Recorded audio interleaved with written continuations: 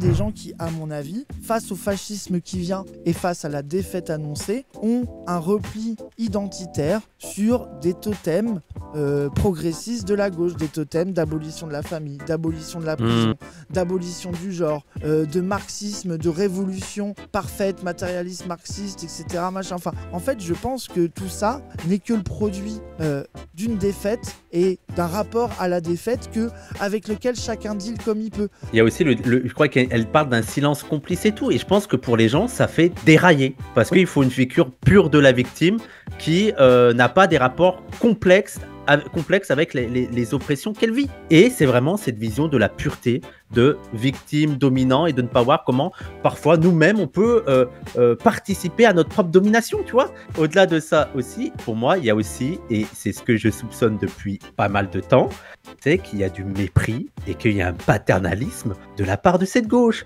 Et cette chaîne de vie. Il n'a que sa famille, mais comment est-ce possible que sa famille? Et comment est-ce possible qu'on ait écouté un morceau on est en live sur un homosexuel qui s'enfuit de sa famille juste avant et que les deux morceaux soient magnifiques? Comment c'est possible? Hello Macam. Comment cette réalité pourrait arriver que bah, les deux morceaux c'est les paradoxes et parlent de deux réalités qui existent en même temps? C'est de la folie ça. C'est votre confusion, Azawa Prod. Ah, j'ai lu des livres pour préparer le live. Let's go. Ah bon Oh, Ilyes aussi, il est là. Oh là là, la foule. Oh, il y a Ilyes. Ah, c'est la famille choisie Zawa Prod. Ah, la famille Zawa, oui. on est une grande famille. Moi, c'est à cause du parrain que j'aime bien la famille. Oh non, ça y est. Oh là là. Oh non. Oh non, Ilyes qui va nous faire avec le parrain. Oh là là, jamais il nous lâchera. Hein. C'est une dinguerie. Hein. Et la théorie qui dit que chaque été il y a 150 polémiques sur Ouria Boutelja et les villages, ça se valide. Hein. Elle se vérifie. C'est une dinguerie. Parce que comme il n'y a pas d'actualité politique, bah du coup il remplace l'actualité politique en disant bon, quel débat de merde on va pouvoir lancer pour avoir l'impression de vivre. Bon, voilà. Oui, c'est vrai. Oui, c'est salaud. J'ai pas de caméra, Raz, mais si tu veux, je peux te donner cette représentation fidèle de moi-même. Vas-y, vas-y, ça me va, c'est très bien. Et pour représenter Ilyes, c'est quoi? J'ai lui envoyé un truc. Incroyable. Envoyez une photo. Mais c'est vrai que c'est toi si t'étais heureux. Attends, Raz, mets-la dans. Attends. Sur toi, si t'avais une position confortable de cadre et tout. Ah ouais, c'est trop bizarre cette photo. Merde. Mais attendez les gens, c'est pas ça. Genre c'est Ilyes épanoui dans le capitalisme. Ouais, mais là, moi, je me vois, frère. Je m'aime aujourd'hui, tu vois. Je m'aime pas dans ce Ilyes. Je m'aime comme je suis. Genre, merci, je suis plus en dépression grâce à toi, Moufette. À la vie, t'as soigné tous mes mots là. Moi, je propose qu'on passe au débat parce que, en vrai, comme d'habitude, pour contextualiser déjà, il y a encore un drama de Twitter radical contre PDH. Mais en vrai, on va un peu parler de ça. Mais moi, c'est juste que le sujet m'intéresse premier degré et comme d'habitude, on instrumentalise une sauce et un débat nul de gens de mauvaise foi pour parler d'un sujet que je trouve vraiment intéressant, qui est la question de la famille, les structures familiales, la famille s'en émanciper ou pas, familiale. Les discours sur la famille à gauche, l'antiracisme, les LGBT, les deux en même temps. Qu'est-ce qu'il y a à dire Est-ce que la famille, c'est une structure oppressive ou c'est une structure qui permet de te protéger de la les deux, répression mon de camarade. l'État Voilà, débat. Les deux. Non mais attends, moi je pense déjà, Cassandre, go, parce que les gens ils vont quand même demander pourquoi on en parle. Go vite fait, expliquer la division Twitter vite fait, et après on passe au fond et on en parle premier degré sans se casser les couilles avec les gens. Voilà, quoi. Contexte. Tout a commencé lorsque Ouria a été interdite de participer à la plénière de Historical Materialism. Elle a été d'abord cancel par Paris Dauphine avec l'AFA et les soulèvements de la Terre. Ensuite, du coup, les organisateurs, ils ont trouvé la bourse comment dire, ils sont allés à la Bourse du Travail pour leur demander une salle pour pouvoir faire la plénière. Et la Bourse du Travail a dit OK pour l'AFA et les soulèvements, mais pas Ouria. Donc tout part de ça. Ça fait du coup des jours que les gens débattent de gna gna gna Ouria, gna gna gna, en fait ils avaient raison de la cancel, etc. Gna gna gna, et du coup aller chercher la moindre petite bête pour justifier que Ouria c'est bien de la cancel à gauche et que c'est bien voilà, hors de nos luttes, Ouria hors de nos luttes. Voilà, c'est la méta hors de nos luttes. Et du coup, hier et aujourd'hui, ça s'est cristallisé autour de ce qu'elle a dit sur la famille, notamment dans les Blancs, les Juifs et nous, mais pas que. Hein. Et voilà, globalement, de dire que la famille, pour les indigènes, les Noirs et les Arabes, c'est hyper important. Et du coup, les Blancs qui veulent trop abolir la famille et nous priver de la famille, c'est un peu décollant. Bah, C'est ce que- après, c'est ce que Non, dit- mais c'est ce là, que- je ce que dit- caricature. Mais en gros, Parce voilà, que- elle a donné en fait une critique antiraciste d'une gauche qui a beaucoup tendance à à viser la euh, famille maghrébine à viser- comme un lieu singulier d'oppression, c'est ça. alors que quand bien même il ne questionne pas la famille nucléaire blanche comme un lieu d'oppression. Donc là, on parle par exemple des printemps républicains, des trucs comme ça, etc. Et Ça, c'est les polices. Ouria, elle a un discours sur le sujet avec des textes qui sont assez intimes et assez Ah ouais. intéressants à lire. L'extrait, Cassandre, je sais pas si tu l'as sous les yeux, mais en fait, les gens Bien sûr, prétendent magnifique. que Mais il y a les elle, screens, mais là, que les- d'autres antiracistes parlent de la famille comme le lieu de refuge contre le capitalisme, lol, elle dit pas vraiment ça, et un lieu qu'il faudrait préserver et que les Noirs et les Arabes ne devraient pas aller contre la famille parce qu'aller contre la famille c'est un truc de blanc et que la famille des Noirs et des Arabes elle est toujours bien, un truc hyper caricatural sur son discours alors qu'elle a un discours où elle parle des cicatrices de la famille qu'on lui impose, des Ah ouais. menottes familiales qu'elle met, genre t'as En fait, vraiment c'est que ça. des mots C'est de les l'enfermement. gens, en gros, par exemple, ça va dire, elle a dit, mon corps ne m'appartient pas, elle n'est vraiment pas féministe, et tu lis tout ça, mon corps ne m'appartient pas, aucun magistère moral ne me fera endosser un mot d'ordre conçu par et pour des féministes blanches. Récite Anahit ou Weld et Nasrit sur ma cuisse droite, 3 fois, 3 marques faites au rasoir et recouvertes de colle pour sécher le sang. C'est un rite patriarcal qui s'empare de ton corps. Il l'enchaîne à la lignée des ancêtres. Ma grand-mère paternelle approuve, je lui appartiens. Ma grand-mère maternelle approuve, je lui appartiens. Mes grands-pères tombés martyrs approuvent, je leur appartiens. Mon père approuve, je lui appartiens. Ma mère, je n'en parle même pas, c'est elle qui m'a enfilé les menottes. Je lui appartiens. Le sang a séché, la cicatrice sera indélébile. J'appartiens à ma famille, à mon clan, à mon quartier, à ma race, à l'Algérie, à l'islam. J'appartiens à mon histoire et si Dieu veut, j'appartiendrai à ma descendante. Ouais, mais Cassandre, Ma et là les descendance. gens ils lisent ça, quand ils lisent ça, Et Ils disent ça Ils et ont ils disent, ne l'impression- critique pas le patriarcat. ils ont il l'impression, y a un éloge, il y a un éloge. voilà, ils dit ont que c'est un éloge l'impression de la que c'est famille. un éloge réactionnaro-maurassien bizarre de la famille, en mode mais la famille c'est trop bien, c'est le meilleur Bah truc. oui, c'est génial la famille. Mais Il et faut que plus tout loin- le monde reste dans sa famille, alors que vous avez vu les mots qui sont employés. Enfin, je veux dire l'ambivalence du sujet entre la loyauté, la fidélité et la condamnation à cette loyauté. Enfin, je veux dire, là, ce que les gens ils disent souvent, Ouria, c'est un peu ambigu, on comprend pas. Enfin, je veux dire, là, Oui, je veux ça, dire, maintenant c'est leur excuse. C'est oh là là, Ouria, elle écrit quand même pas très bien. Et du coup, elle dit des trucs réactionnaires ambigus. Du coup, ça permet à ses fans de la défendre de manière La ambiguë. gymnastique Non, mais- intellectuelle, c'est le terme qu'ils aiment Ouais. utiliser. Mais- Voilà, mais faire de moi- la gym intellectuelle. Mais en fait, moi, c'est ça que je trouve fascinant, c'est que je pense qu'il y a des soucis dans la manière dont tu lis le texte. Et moi, la seule explication que j'ai, c'est que pour eux, ils partent du principe que Ouria est profondément un monstre sexiste, tout ça, profondément homophobe, conservatrice, réactionnaire, et ils ne voient là-dedans qu'un éloge de ce qui se passe, alors qu'en plus, elle est claire. Attends, je vais lire aussi un autre Ouais, autre vas-y, extrait vas-y. où elle parle aussi de la manière dont le patriarcat joue sur la concurrence entre les hommes, tu vois, notamment Hmm. pour les femmes, et comment ça se répercute sur les femmes. ouais, comme ça, Donc, vous allez voir de bah, quoi ça- on parle, les gens. Après, on va pouvoir ouvrir le débat, c'est parfait. Ouais, reprenons. Lorsque, par exemple, le patriarcat blanc déclare « Ô homme indigène, je suis beau, fort, intelligent, bien plus que tu ne le seras jamais, et je vais prendre ta femme », il s'imagine un homme capitulaire qui lui répondrait « Mais serre-toi, fais comme chez toi ». Il ignore qu'il s'adresse à un adversaire, un ennemi redoutable qui défendra son bien. Et c'est ce que fera le mâle indigène. Il défendra ses intérêts d'homme. Sa résistance sera implacable. Nous ne sommes pas des PD. C'est ainsi que nous deviendrons un champ de bataille. Nous serons malmenés, écartelés, soumises pour les uns, traîtres pour les autres. Écartelé, malmené. Je ne comprends. Qu'est-ce qu'elle doit dire de plus? Je ne comprends pas. Je veux dire, tu lis le truc, tu vois que, en fait, toute la description que fait Douria, c'est qu'elle dit qu'elle reste attachée à sa famille tout en montrant les choix impossibles auxquels doivent faire face les femmes indigènes, parce que dans les deux cas, il n'y a pas de porte de sortie idéale. Dans les deux cas, la famille représente aussi un emprisonnement. Moi, je ne comprends pas ce qu'ils ne comprennent pas. Et en fait, Mais je on va trouve- parler de tout ça, mais à part, moi, il y a un premier principe, c'est qu'il faut se mettre d'accord sur les termes, et que moi, ce qui m'énerve là-dedans, c'est qu'il laisse penser que on dirait que la famille, dans son abstraction, c'est-à-dire la famille pris comme l'institution familiale est intrinsèquement progressiste et intrinsèquement un refuge. Donc en gros, ils nous prennent pour des teubés, qu'on n'aurait jamais entendu tous les discours, tu sais, ne serait-ce qu'à partir de Marx, la fonction de la famille dans le capitalisme et tout, et qu'on ferait abstraction de toutes les violences qu'il y a à la famille,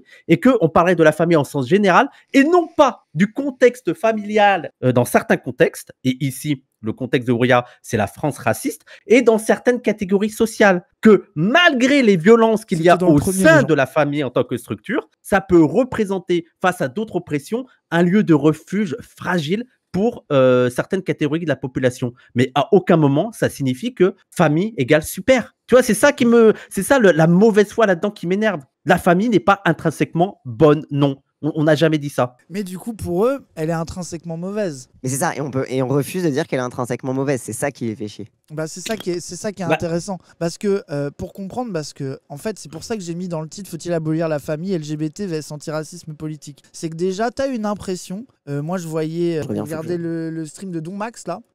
Qui parlait de ça, et lui il avait eu un angle intéressant. Il dit c'est marrant parce que tu vois beaucoup dans le discours à gauche où la critique familiale serait l'apanage par exemple des luttes LGBT, des luttes queer, du féminisme, etc.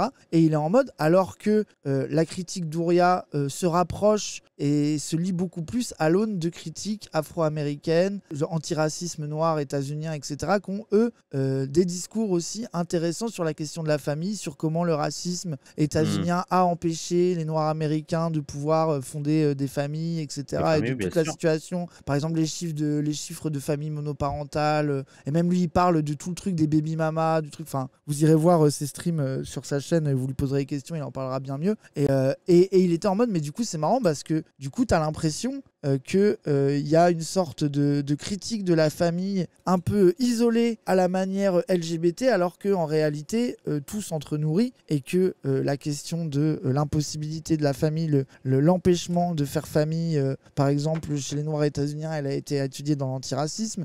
Ouria, elle parle d'une situation plus spécifique à la France, notamment par rapport à l'islam où c'est relié, même si tu peux l'agrandir. Tu as la question LGBT qui parle de la famille comme lieu d'oppression d'une manière... Tu sais, on dirait que ces discours-là, singuliers dans la pensée de gauche sur la question de la famille, sont forcément excluantes et antagonistes. Et il finissait en disant, mais en fait, les gens, ils choisissent un truc à dire sur la famille, et ben c'est sa tranche en fait. Alors que le but, c'est que pourquoi opposer des visions et des constats sur la famille, et surtout d'où un constat sur les structures familiales qui soit pour dire qu'elles sont parfois un refuge, parfois une oppression, parfois les deux en même temps, et un jugement individuel, parce qu'on en revient à ça. En fait, moi je n'en peux plus. On a l'impression que tout avis politique, toute critique et toute évocation de réalité politique est une prescription et un jugement de ceux ou celles qui font pas pareil. Comme si tu parlais de gens qui choisissent de se réfugier dans leur famille, dans une stratégie individuelle par rapport au racisme économique, enfin tout ce que tu veux, c'était pour dire qu'il fallait faire que ça et que c'était pas bien si tu t'enfuyais. Et inversement, des gens qui sont en rupture familiale et qui ont dû quitter leur famille à cause de la violence, ou même juste parce qu'ils en pouvaient plus, qu'ils en avaient envie, enfin j'en sais rien, comme si eux ils allaient imposer à ceux qui choisissent de rester, de s'y réfugier. Enfin, je veux dire, à un moment donné, la politique et les discussions politiques ne sont pas toujours un jugement de ceux et celles qui ne font pas pareil. Il y a des gens qui luttent ensemble et qui ont des parcours de vie différents. Moi, j'ai parlé pour la question LGBT. Moi, je connais des gens qui ont choisi consciemment de garder contact avec leur famille, et quand ils sont en famille, ils hétéropassent exprès parce qu'ils veulent garder un certain contact avec la famille, et dans leur famille choisie LGBT, ils sont ce qu'ils sont vraiment. D'autres qui ont choisi de totalement être en rupture parce qu'ils n'acceptent pas cette négociation dans le truc, et c'est des gens qui s'aiment et qui vivent ensemble par ailleurs et qui ne se jugent pas par rapport à leur stratégie de parcours individuel, par rapport à leur famille. Enfin, je veux dire, c'est à un moment donné, c'est quand même, moi j'en peux plus de ça, quoi. Pour aller dans ton sens, en fait, le problème, tu as l'impression que les gens ne sont pas capables de... En fait, il faut que les gens rompent avec l'idée qu'on aurait une solution à tout, et une solution qui serait pour tout le monde, tu vois. Surtout sur des relations, surtout quand ça parle de relations interindividuelles, de stratégies individuelles, sur des questions compliquées comme la famille. Et je pense qu'il y a ce souci-là que pour eux, il faut absolument que si tu lis un livre, il y a une voie à suivre. Tu vois, ils le lisent comme ça. Il faut qu'il y ait une méthode à employer et qu'on peut appliquer à tout le monde. Et c'est pour ça qu'ils sont dans des mots d'ordre, et pour moi, ils tombent dans l'idéalisme, dans des mots d'ordre en mode ben non, mais abolition de la famille. Sauf que concrètement, dans la réalité, tu ne sais pas comment ça se matérialise. Et en fait, le propos d'Ouria, il n'est pas en train de dire que la famille, c'est génial. Elle est en train de faire une critique du discours qu'on peut attendre à gauche. Et je trouve qu'il y a des gens qui sont mauvaise foi, mais peut-être qu'ils sont trop jeunes. Mais dans les années 2010, tu avais tout un discours d'émancipation à l'égard des musulmans, en mode fuyez vos milieux, échappez-vous de vos milieux, notamment à l'égard des femmes et des C'était LGBT. beaucoup ni pute ni soumise. Voilà, c'est ça. C'était Et beaucoup, d'ailleurs, en fait, petite parenthèse. faut se remettre dans le contexte de c'était à ça qu'elle s'opposait à l'époque. C'était le moment ni pute ni soumise, dans le contexte aussi d'interdiction du voile à l'école. Enfin, c'est tout ce mouvement-là qui proposait un contrat social d'émancipation au travers de la dénonciation de son milieu d'origine. Oui, bien sûr. Et l'idée que la famille, pas seulement la famille, mais là, la famille en particulier des quartiers populaires, en gros, la famille des Noirs, des Arabes, des musulmans, était particulièrement oppressive. Et donc, l'une des portes de sortie pour ces gens-là, pour s'émanciper, c'était d'échapper à sa famille. Donc, il y avait tout un discours autour de ça. Et d'ailleurs, petite parenthèse, parce que tu sais, maintenant, il y a un truc de premier concerné, c'est hallucinant. Tu sais, j'ai dit, mais c'est le discours, il y avait un discours raciste à l'égard des familles, comme quoi elles seraient profondément LGBT-ophobes. Et il y a des gens qui me disent, mais t'es qui pour parler au nom des LGBT? Mais attendez, on est dans quel délire? J'ai besoin d'être LGBT pour dire qu'il y a un discours raciste à l'égard des familles musulmanes et des relations avec les LGBT? Ça, on trouve dans un degré, je ne comprends pas les gens. Et surtout, j'ai envie de dire, mais le premier concerné, ça serait plutôt nous. C'est nous qu'on présente comme profondément homophobes. Et d'ailleurs, l'exemple qu'il a choisi était très intéressant. Et comme quoi, on fantasmerait de jeter les LGBT au-dessus du toit. Voilà ce qu'on a dit sur moi à gauche. Hein. Voilà. Et donc, en fait, là, Ouria, elle arrive dans ce contexte-là et elle dit, mais les gens sur la famille, c'est plus compliqué que ça. Il y a des questions de race, il y a des questions de classe qui font que simplement dire l'abolition de la famille, la présenter comme simplement oppressive n'est pas totalement faux, mais quand tu rajoutes certains critères et certains facteurs et quand tu te déplaces dans certains contextes, eh ben, la famille n'est pas seulement une oppression, ça peut représenter pour certaines personnes un refuge ou une ressource. Moi, je vais prendre mon exemple tout simple. Je veux dire, moi, je sais que j'aurais pas pu faire des longues études si j'avais pas à côté de moi ma sœur qui s'est sacrifiée et qui a permis, parfois quand j'étais en galère, de me donner de l'argent en me disant, mais vas-y, tu travailles pas, tu fais juste un boulot une fois par semaine, tu vois, mais sinon tu fais pas un 35 heures et tout, c'est moi, je vais t'aider, tu vois. Wissam, mais à ce que tu dis, il te dirait que justement, l'oppression familiale fait que c'est la femme qui a dû se sacrifier pour la famille, pour te permettre à toi, l'homme, d'avoir le privilège d'avoir des études, et que du coup, ça prouve l'oppression familiale, etc. Et de fait, oui, mais en même temps, j'ai envie de leur mais je suis dire d'accord, d'aller mais c'est voir ce que ta dit Ouria, sœur. hein. Mais oui, c'est ce que dit Ouria. Moi, mais surtout, mais attends, Ouria le dit elle-même. Mais c'est ce que décrit Ouria, la situation que tu traverses. Mais vu que eux, ils ne veulent réfléchir qu'en termes de paroles déconcernées et de parcours individuel, moi ça j'en peux plus qu'ils aillent voir ta sœur et qu'ils aillent lui dire fallait faire des études et pas te faire opprimer par ta famille et ton frère. Je pense qu'on va rigoler s'ils disent ça à ta sœur, tu vois. En fait, moi c'est pour ça que c'est juste pour dire qu'à un moment donné, juger améliorativement ou péjorativement des parcours individuels dont tu essayes de parler, à un moment donné c'est plus possible. Parce que tu vois, genre, toi, tu prends ton cas, Wissam, pour illustrer un truc, et il y a des gens qui vont te dire, bah, moi, j'ai pas envie d'obliger ma sœur à aller travailler. Et donc, enfin, tu sais, genre, tant mieux. Tu sais, à un moment donné, par exemple, là, ce qu'a dit Wissam, ce n'est pas pour dire toutes les meufs rebeux doivent travailler pour permettre à leurs frères de faire leurs études. Et c'est pas non plus pour dire qu'il faut faire l'inverse. En fait, ce n'est pas une prescription, c'est une description d'un cas précis individuel de négociation avec le réel entre la classe sociale, le racisme, etc. Enfin, je leur dis parce que moi, j'en peux plus de ça. Dès que tu parles d'un cas concret, ça devient prescriptif et il faut faire que ça, que comme ça. Et les autres qui font différemment, c'est pas bien. Mais bien sûr, et surtout que, veux dire, là, moi, et Ouria le dit, la perdante dans cette structure familiale, tu lis Ouria, tu comprends que c'est la femme qui perd dans cette structure familiale parce que c'est elle qui se sacrifie et chaque fois, elle n'arrête pas qu'elle parle à ses sœurs, elle décrit les hommes comme protégeant leurs intérêts d'hommes. Mais ça ne veut pas dire que ma sœur n'a pas aussi trouvé quelquefois des ressources, tu vois. Je sais que là, elle est en train de construire une maison, c'est ces maisons qui viennent l'aider, c'est des cousins qui viennent faire des travaux, elle a eu un problème avec un mécanicien, elle a appelé mon oncle, il est venu s'embrouiller pour que... Tu vois, en fait, il y a plein de trucs où tu peux retrouver des ressources. Par contre, ça ne change pas qu'elle est plutôt perdante dans la structure familiale, mais que elle trouve quand même des ressources et aussi qu'elle fait le choix. Et ça, c'est typiquement ma sœur. Ma sœur, c'est sur l'islamophobie. C'est vraiment une ouriabis en mode, je préfère être vue comme avec mes frères, vue comme des barbares, que avec vous, là, les blancs et tout racistes. Elle s'était embrouillée, je me rappelle, elle s'était embrouillée avec sa patronne au travail en mode, et pourtant, elle portait pas le voile à l'époque, en mode, moi, je veux pas de femme voilée ici. Elle est venue le lendemain avec le voile, tu sais, pour un truc de défense. Et c'est ça que je trouve intéressant dans le truc d'Ouria, c'est l'idée de dire, mais moi, je refuse la proposition que certains me font de libération individuelle et personnelle, en mode je m'échappe de ma famille et je m'émancipe parce qu'il y a des portes qui seraient ouvertes. Moi, mon sort, je veux le lier à mon environnement, que ce soit la famille dans un sens un peu restreint, mais aussi dans un sens élargi, tu vois, parce qu'on pourrait revenir aussi de ce que ça veut dire la famille chez nous.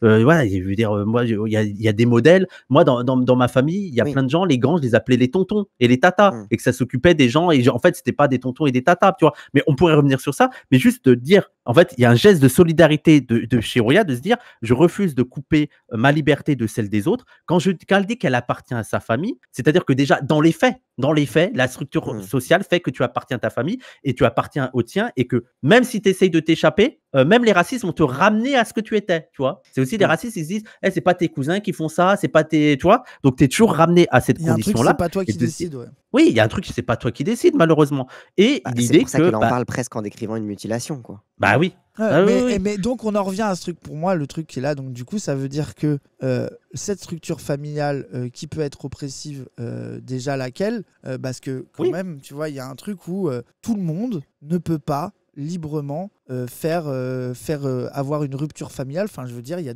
par exemple sur la question LGBT, il y a des assos qui ont été créés tellement c'est difficile pour les personnes LGBT dans des moments de rupture familiale.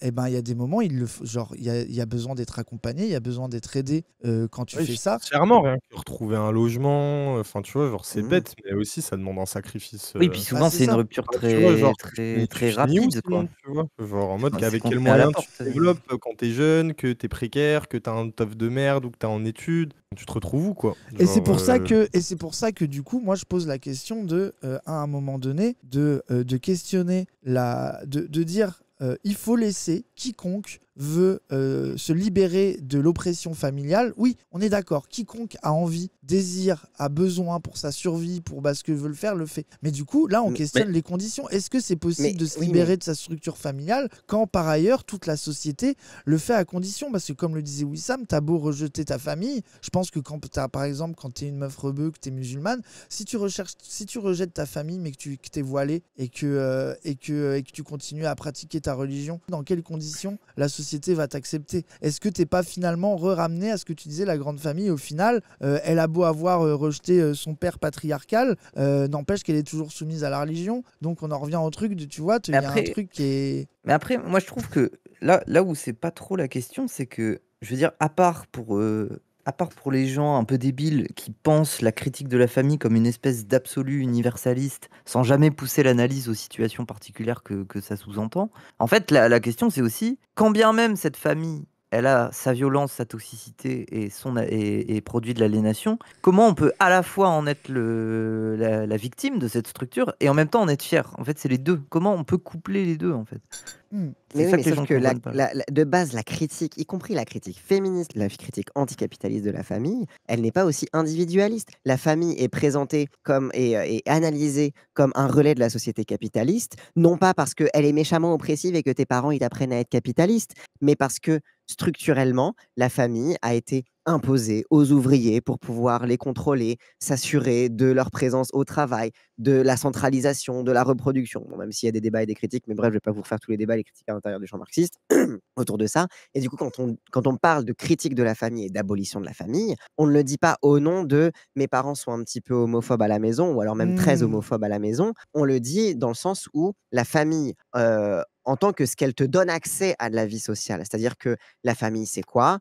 T'imagines lien du mariage avec des enfants, etc., etc. Ça veut dire des solidarités descendantes et ascendantes quand les parents sont vieux, c'est-à-dire que les enfants s'occupent des parents comme les parents sont occupés des enfants. Donc, ça veut dire que ce sont les parents qui prennent en charge l'éducation des enfants, ce que ne fait pas l'État. Ça veut dire que c'est un vaisseau à partir duquel tu peux prétendre à des allocations, par exemple, à de la redistribution hein, quand tu as un état social, ou alors quand tu n'as pas d'état social, version Margaret Thatcher. Margaret Thatcher, quand elle disait, on dit tout le temps there is no society, oh là là, elle dit il n'y a pas de société. La suite de la phrase, c'est il n'y a pas de société, il n'y a que des familles et des individus. Ça veut dire que hors de la famille, tu es un individu atomisé. Donc en fait, la critique anticapitaliste de la famille, c'est qu'en fait, la famille est créée structurellement comme la seule condition de survie dans le capitalisme. Parce que précisément, si tu n'en as pas, tu es livré à toi-même.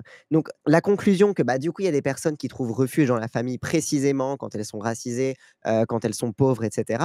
C'est précisément parce que la famille est le seul refuge possible dans le capitalisme. Et qu'à l'inverse, lorsque la critique queer, la critique LGBT va justement pointer du doigt le fait que la famille est aussi violente individuellement envers les personnes, que les gens ils se font jeter de chez leurs parents, etc., les communautés elles-mêmes vont recréer des familles et après vont faire émerger à partir de ça des revendications qu'on peut critiquer bien évidemment, mais les revendications sur le mariage homosexuel, etc., ça vient des années SIDA, ça vient du fait que les gens crevaient et la personne qui survivait n'avait aucun droit, n'avait aucun droit sur la personne morte et les parents jetaient tout, dégageaient l'autre personne de leur vie, etc., etc. Mais cette revendication, elle est pourquoi? Elle n'est pas parce que, bon, évidemment, il y a des gens qui étaient libéraux, qui croyaient à la famille, etc. Mais c'est aussi une revendication de survie. C'est qu'en attendant de détruire le capitalisme, on aimerait bien quand même avoir un peu de stabilité. Donc, en fait, c'est que, y compris même les choix politiques qui sont faits vis-à-vis de qu'est-ce qu'on pense de la famille, est-ce qu'on demande le mariage, est-ce qu'on revendique d'être enchaîné à notre famille ou quoi que ce soit, etc., c'est toujours par rapport à comment la famille est conçue et créée par la structure, quoi. Ouais, mais après, attends, vas-y. moi j'entends l'analyse de Cassandre, mais ça c'est le côté un peu matérialiste des compromis que les gens font. Mais après, moi je trouve que là, on n'a pas la notion de fierté en fait. Je pense que c'est ça aussi qui fait tiquer les gens. C'est comment on peut être fier d'une structure où on explique que ça se passe mal, que les individus qui la composent nous ont fait du mal, nous ont forcé de faire des choses, faire des choix, alors qu'on ne souhaitait pas forcément faire ces choix-là. Comment on peut revendiquer une appartenance et une fierté de venir d'un milieu qui nous a travaillé, qui nous a aliénés, et on aurait pu s'en échapper, c'est ça aussi. Dans Mais le moi, sens où, non mais peut-être je dis une bêtise Moufette, mais il y a le truc aussi de filiation où par ailleurs tu peux avoir un père ou une mère homophobe ou LGBTophobe et en même temps tu as conscience que tu es le produit de cette famille-là quoi, et que pour autant même quand t'en es émancipé, tu peux t'y reconnaître dans ce qu'on t'a transmis tout en ayant une forme de ressentiment et même tu vois genre des regrets du fait qu'on reconnaisse pas ton identité en tant que telle, tu vois. Pourtant ce lien de filiation il est là. Moi c'était aussi un truc qui me fascine un peu, c'est même tu vois genre aussi la volonté de reconnaissance de certaines personnes LGBT vis-à-vis de leur propre famille, vis-à-vis de ce qu'ils deviennent, par exemple une personne trans aussi vis-à-vis de l'assignation de son genre, tu vois, genre parce qu'il y a le coming out, même je trouve l'assignation du genre, tu vois, parce qu'il y a le rapport essentialiste de la projection une fois l'enfant mis à bas, et en même temps il y a aussi le devenir de ce que cet enfant tu vois, genre perçoit lui-même et de ce qu'il est, tu vois. Dans sa version la plus basique, le coming out, c'est une demande de reconnaissance. Oui, voilà, c'est ça. Et tu vois, moi, c'est aussi pour ça que, du coup, je comprends, comment dire, le fait qu'on veuille, tu vois, genre,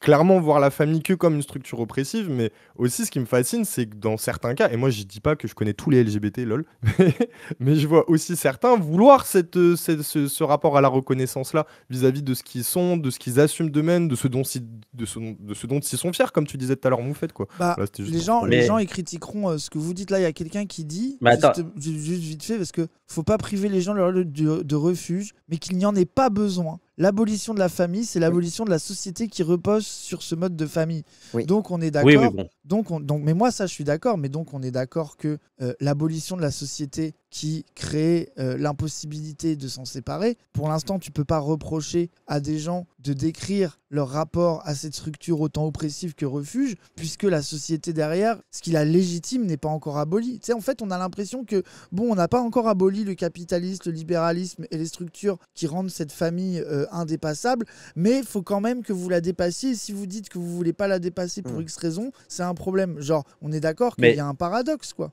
Mais prenons une autre institution pour que les gens comprennent le problème. Prenons l'école, l'institution scolaire. L'institution scolaire, les gens, on est tous d'accord que c'est une institution répressive qui a, dans son manière abstraite, pour fonction aujourd'hui de reproduire l'inégalité sociale, de reproduire l'ordre social dominant. Et pourtant, est-ce qu'on va devoir en vouloir aux gens qui investissent l'école pour se dire, c'est comme ça que je vais m'en sortir, surtout dans les catégories populaires. On comprend cet investissement et on n'est pas en train de leur dire, mais abandonnez l'école, faut abolir l'école, faut pas y aller et tout. on comprend en même temps la fonction de l'école et pourquoi, pour des gens notamment de classe populaire, ça représente une porte de sortie. Donc, c'est-à-dire qu'il faut voir la différence entre l'abstraction où on voit le rôle que joue cette institution dans le capitalisme dans un sens large et ensuite dans la pratique, comment ça devient plus complexe quand on ajoute différents facteurs et de montrer que y a des gens qui peuvent investir telle institution parce que ça peut être des portes de sortie face au capitalisme et qu'il n'y a pour l'instant pas d'alternative possible pour les gens parce que ça serait très cool qu'on te dise ah non mais tu peux aller, il y a d'autres formations socialistes et tout et là tu vas avoir la belle vie. Il y a plein de gens qui le feraient, sauf que ça n'existe pas aujourd'hui. Et je voudrais revenir sur la fierté. En fait, pour moi, être fier d'être une famille, pour moi, ça n'a pas grand sens, tu vois, parce qu'en plus, tout le monde peut être, tu vois, je veux dire, c'est le modèle dominant, c'est dire que ce qui est bien, ce qui est respectable, c'est d'être une famille. Ouria, elle revendique pas une fierté d'appartenir à sa famille dans le sens où c'est génial la famille. Elle a une fierté par rapport à un discours. Tu es fier par rapport à un discours qui essaye de te mépriser, de te dominer.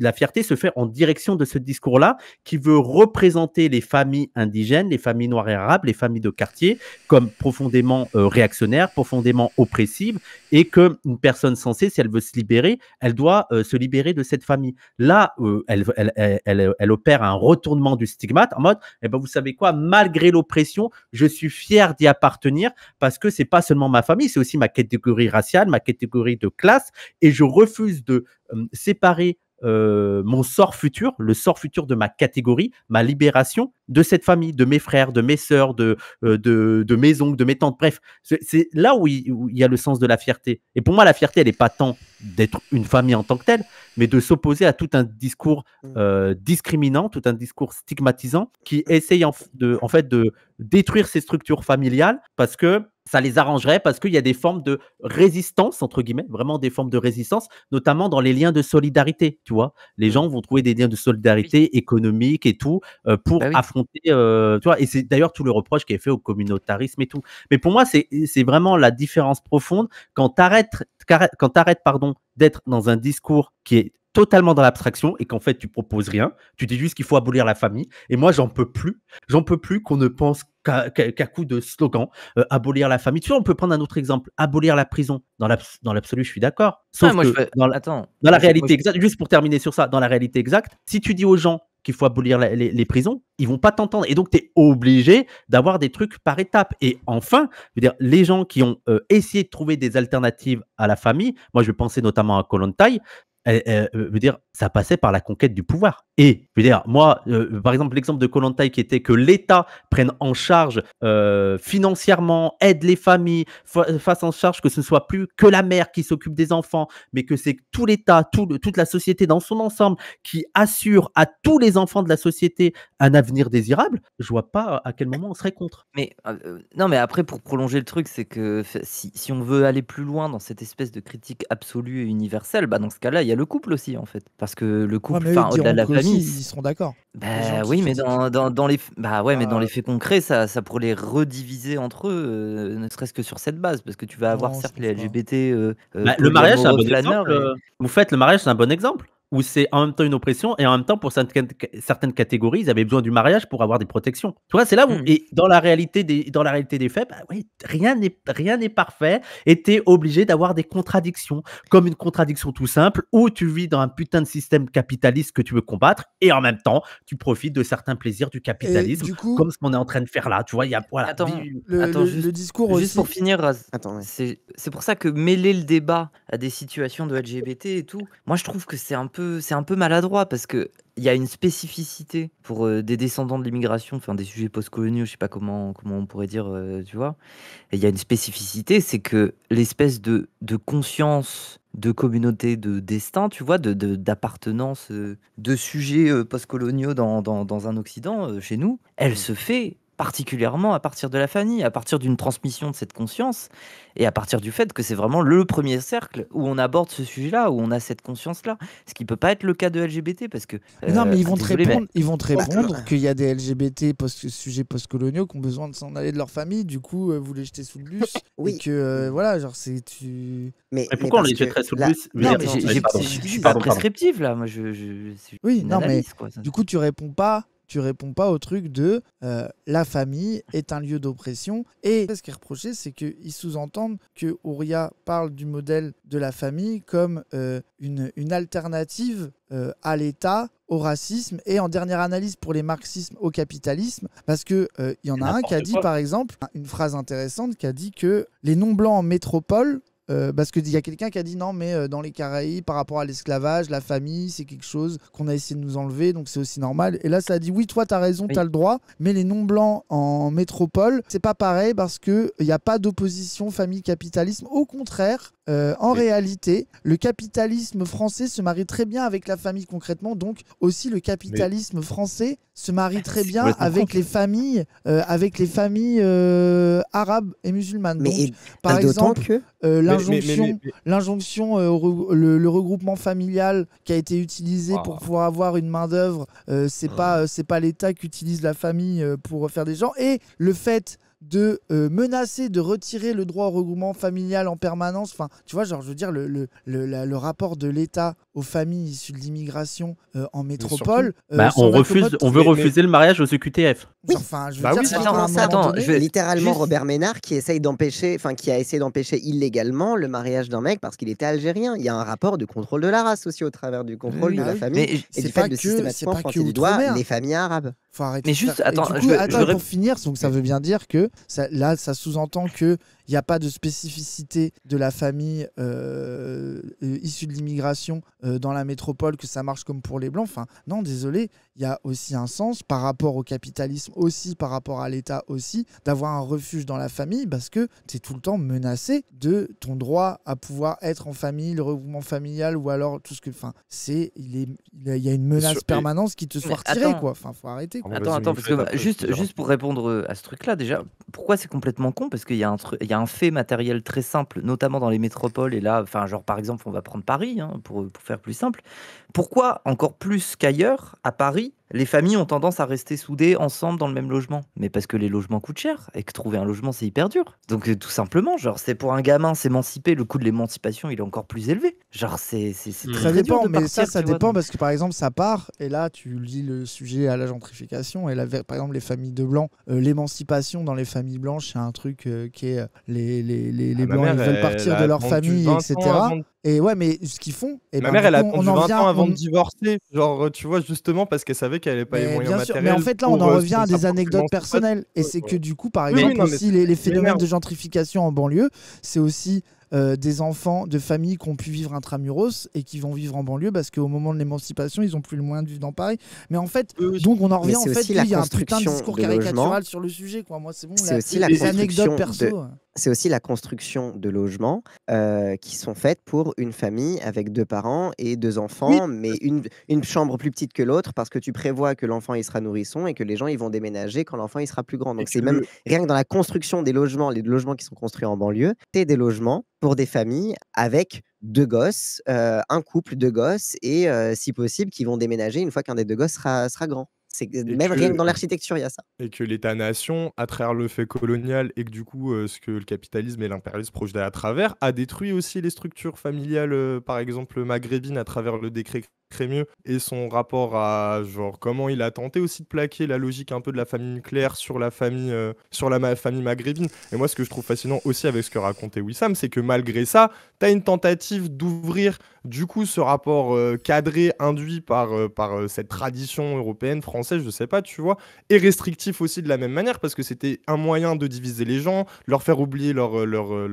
moyen de filiation et même leur organisation sociale à travers le fait que bah du coup la famille c'était aussi l'oncle, c'était aussi l'ami, c'était aussi la tata, et que du coup ça en a été réduit à ce que voulait le capital de cette même famille, tu vois. Et preuve en est, c'est dans les familles maghrébines.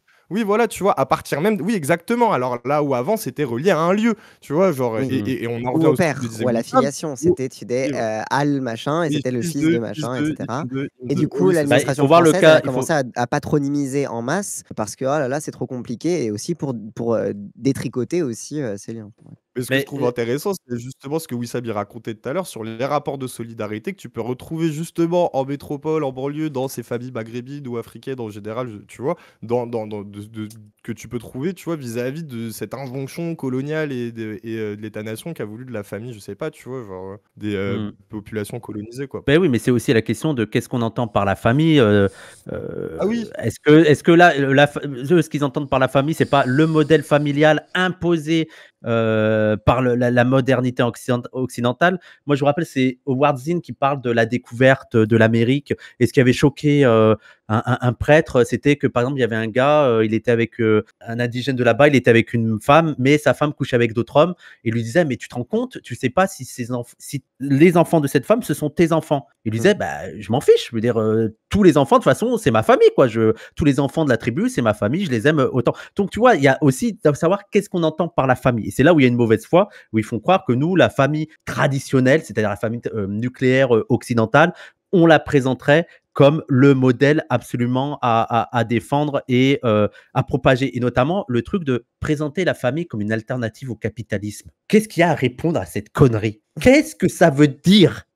À quel moment on a dit que c'est à travers la famille qu'on va faire détruire le capitalisme? Cette phrase, je ne la comprends pas. Dis-moi ce que tu entends déjà par la famille, dis-moi ce que tu entends par alternative et dis-moi par capitalisme et qu'est-ce que ça représenterait dans ta tête. D'ailleurs, il y a quelqu'un qui te dit la famille, ça serait l'alternative au capitalisme. Qu'est-ce que ça veut dire? Je ne vois pas ce que ça veut dire. À aucun moment, on croit que la société post-capitaliste, ça se passera par la famille. On dit simplement que la famille, tout en étant oppressive, peut présenter des ressources face au système capitalisme pour les individus. Mais c'est pas à travers ça que tu vas par ailleurs, il y a eu faire renverser le La capitalisme. famille, socialistes. lisez Marx, la Pardon, famille. oui, On va la lire Marx famille, tous les ensemble. amis. Oui, je crois que le seul J'allais exemple, c'est dire aussi. Anastasie. Oui. Mais oui, mais après, moi, je l'aime trop quand il fait ça dans sa voiture en mode la famille. Ah oui, le La socialisme utopiste aussi bah, on peut dire aussi que tu as eu des tentatives communistes et même, tu vois, genre, et socialistes, de faire émerger des sociétés au-delà du champ de la famille nucléaire, et pourtant que ça induisait quand même, par exemple, l'instrumentalisation du corps de la femme en tant que marchandise comme un outil de reproduction. Et par exemple, je crois que c'était Fourier, si je dis pas de bêtises, j'ai peur, vous me corrigez, hein, Ouais, les c'est plus Fourier. marxistes que les marxistes. Mais tu vois, lui, il était dans un truc de bon, on Et va lieu vivre de tous vie. au même endroit, on va se Oui, voilà. travail. Ouais, C'est voilà, ça. c'est ça. Et pour autant, bah, les femmes, elles étaient, tu vois, elles étaient quand même mises tu sais, dans la logique de va falloir qu'elles mettent va falloir qu'elles enfantent, quoi. Va falloir qu'elles Mm. fassent des enfants. Oui. Et donc, du coup, tu vois, qu'est-ce qu'on en fait du corps et du ventre de la femme dans ces questions-là? Preuve en est que des fois aussi, tu peux t'émanciper du cadre de la famille nucléaire tout en répondant aux mêmes logiques sexistes et misogynes de ce qu'on veut de la femme vis-à-vis du système de reproduction, quoi. Juste s'il faut le préciser, c'est évident que si la famille constitue pour vous quelque chose d'invivable, ce n'est par définition pas un refuge, et donc c'est évident qu'il faut trouver tous les moyens de s'en échapper. Et en fait, ce qui est dramatique là-dedans, c'est qu'il n'y a pas de dispositif mis en place pour pouvoir échapper à cette famille. Et là, big news, ce n'est pas à cause d'Ouria. Je trouve que Ouria prend parfois tous les maux de la société, genre apparemment. Donc déjà, je rappelle, Ouria n'a aucune incidence sur les quartiers et les indigènes ne l'écoutent pas. Je suis d'accord avec vous, hein, pas de souci. Mais ça veut dire que c'est pas à cause d'Ouria si la famille est une structure oppressive et que ça devient compliqué. Non, mais Donc elle plutôt que empêche et- les Blancs de détruire les structures familiales pour libérer les indigènes LGBT. Oui, mais j'imagine que Moi, j'en ai marre. J'imagine oui, que la quoi. meuf qui est difficile à défendre et qui est même censurée par H&M est celle qui dirige la politique des Blancs. Et si les Blancs ne libèrent pas la famille, ne renversent pas le capitalisme et donc libèrent la famille, c'est à cause de Oui. Ouria En fait, Boutedja. non, Et elle est je- plutôt rendue responsable du fait que la critique de la famille a un peu disparu à gauche et gna gna gna. Oui, Mais voilà, ça, c'est ça. c'est une folie. C'est Mais pas à cause de Ouria. Moi, juste, je suis en train de lire le livre là, de Mark Fisher, les désirs post-capitalistes. Et il revient, il dit, mais en fait, là où ça a vraiment existé, ces critiques de la famille, où il y a eu des expériences, c'est dans les années 60. Et en fait, qu'est-ce qu'il y avait dans les Oui, années 60? C'est que les gens croyaient qu'il y avait des alternatives possibles. Vraiment, c'était, non, mais c'est bon, on peut y arriver. Il y avait un réalisme communisme. C'est possible. Ce que plus personne là en ce moment. On parle du communisme, mais on voit bien que ça va être très compliqué. On a presque l'impression, la phrase de Fischer, on imagine plus facilement la fin du monde plutôt que la fin du capitalisme, tu vois. Et ça, c'est pas encore la faute de Ouria, c'est que c'est une défaite collective. Donc, tu vois, même sur le truc de la famille, je trouve ça un peu malhonnête. Et enfin, Je suis pas c'est d'accord. comme notre position, c'est comme notre position sur le métissage. On a un propos politique sur le métissage. Un propos en mode, faut arrêter de présenter le métissage comme le parangon de l'antiracisme et faire croire que si tu es vraiment antiraciste, tu vas te métisser.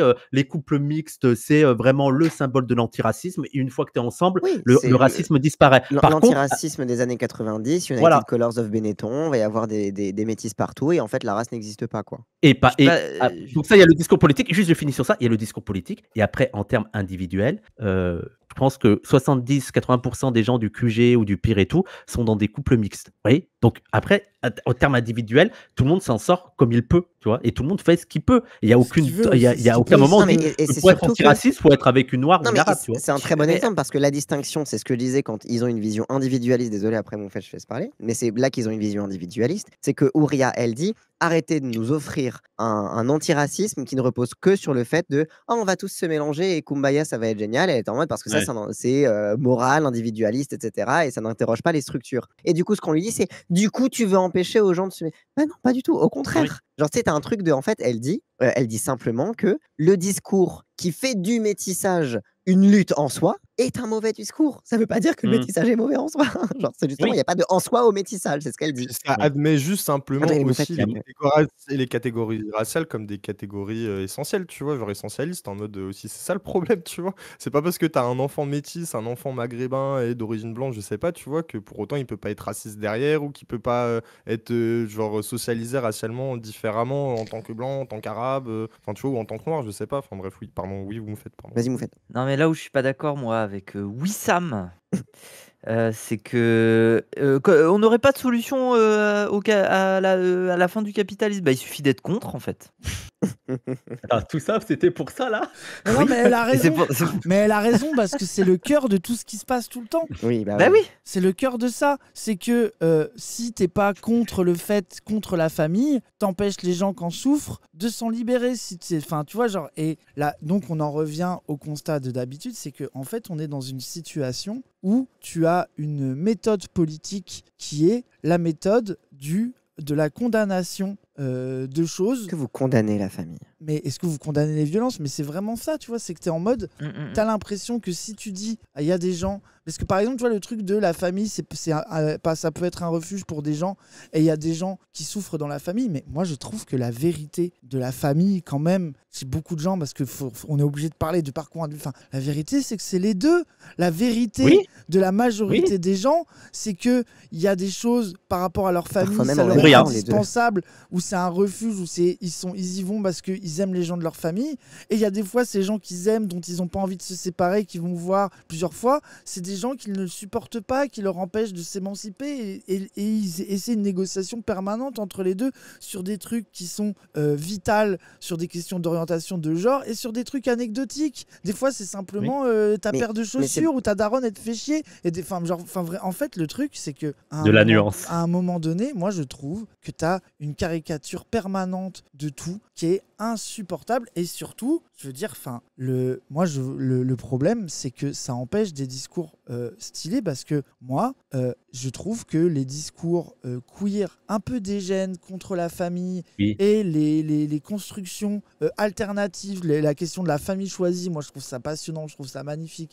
La question des trucs autour. Nous, on en parlait par exemple avec Samos dans les années. Tu parlais des années 70, tu croyais à autre chose, par exemple, sur le lieu de travail, que les gens dire à un moment donné que les enfants soient mis de côté quand tu taffes, quand il y a des trucs, d'avoir la liberté d'avoir sur chaque lieu de travail des endroits où il y a tous les gamins qui viennent, et que par exemple il y ait des travailleurs et des travailleuses qui s'occupent des gamins de tout le monde au lieu de travailler ce jour-là dans un endroit adapté pour ça. Enfin, ça c'est un exemple parmi 10 000 de manières de repenser la famille, de repenser les manières d'éduquer les enfants. Tu parlais de ce truc-là, de tout le monde qui éduque les enfants de tout le monde, la vie en communauté, le truc, tu vois, justement de sortir de cette famille nucléaire et tout, tu vois. Et la famille choisie, genre, c'est pas la fin de la famille, c'est la transformation de la famille. Et moi, je trouve que c'est passionnant et je trouve ça trop stylé et j'ai envie. Mais du coup, il y a un truc où, en fait, il y aurait un paradoxe à aimer ça, à réfléchir à ça, à vouloir remettre en cause le modèle nucléaire de la famille et la description de la réalité du modèle libéral qui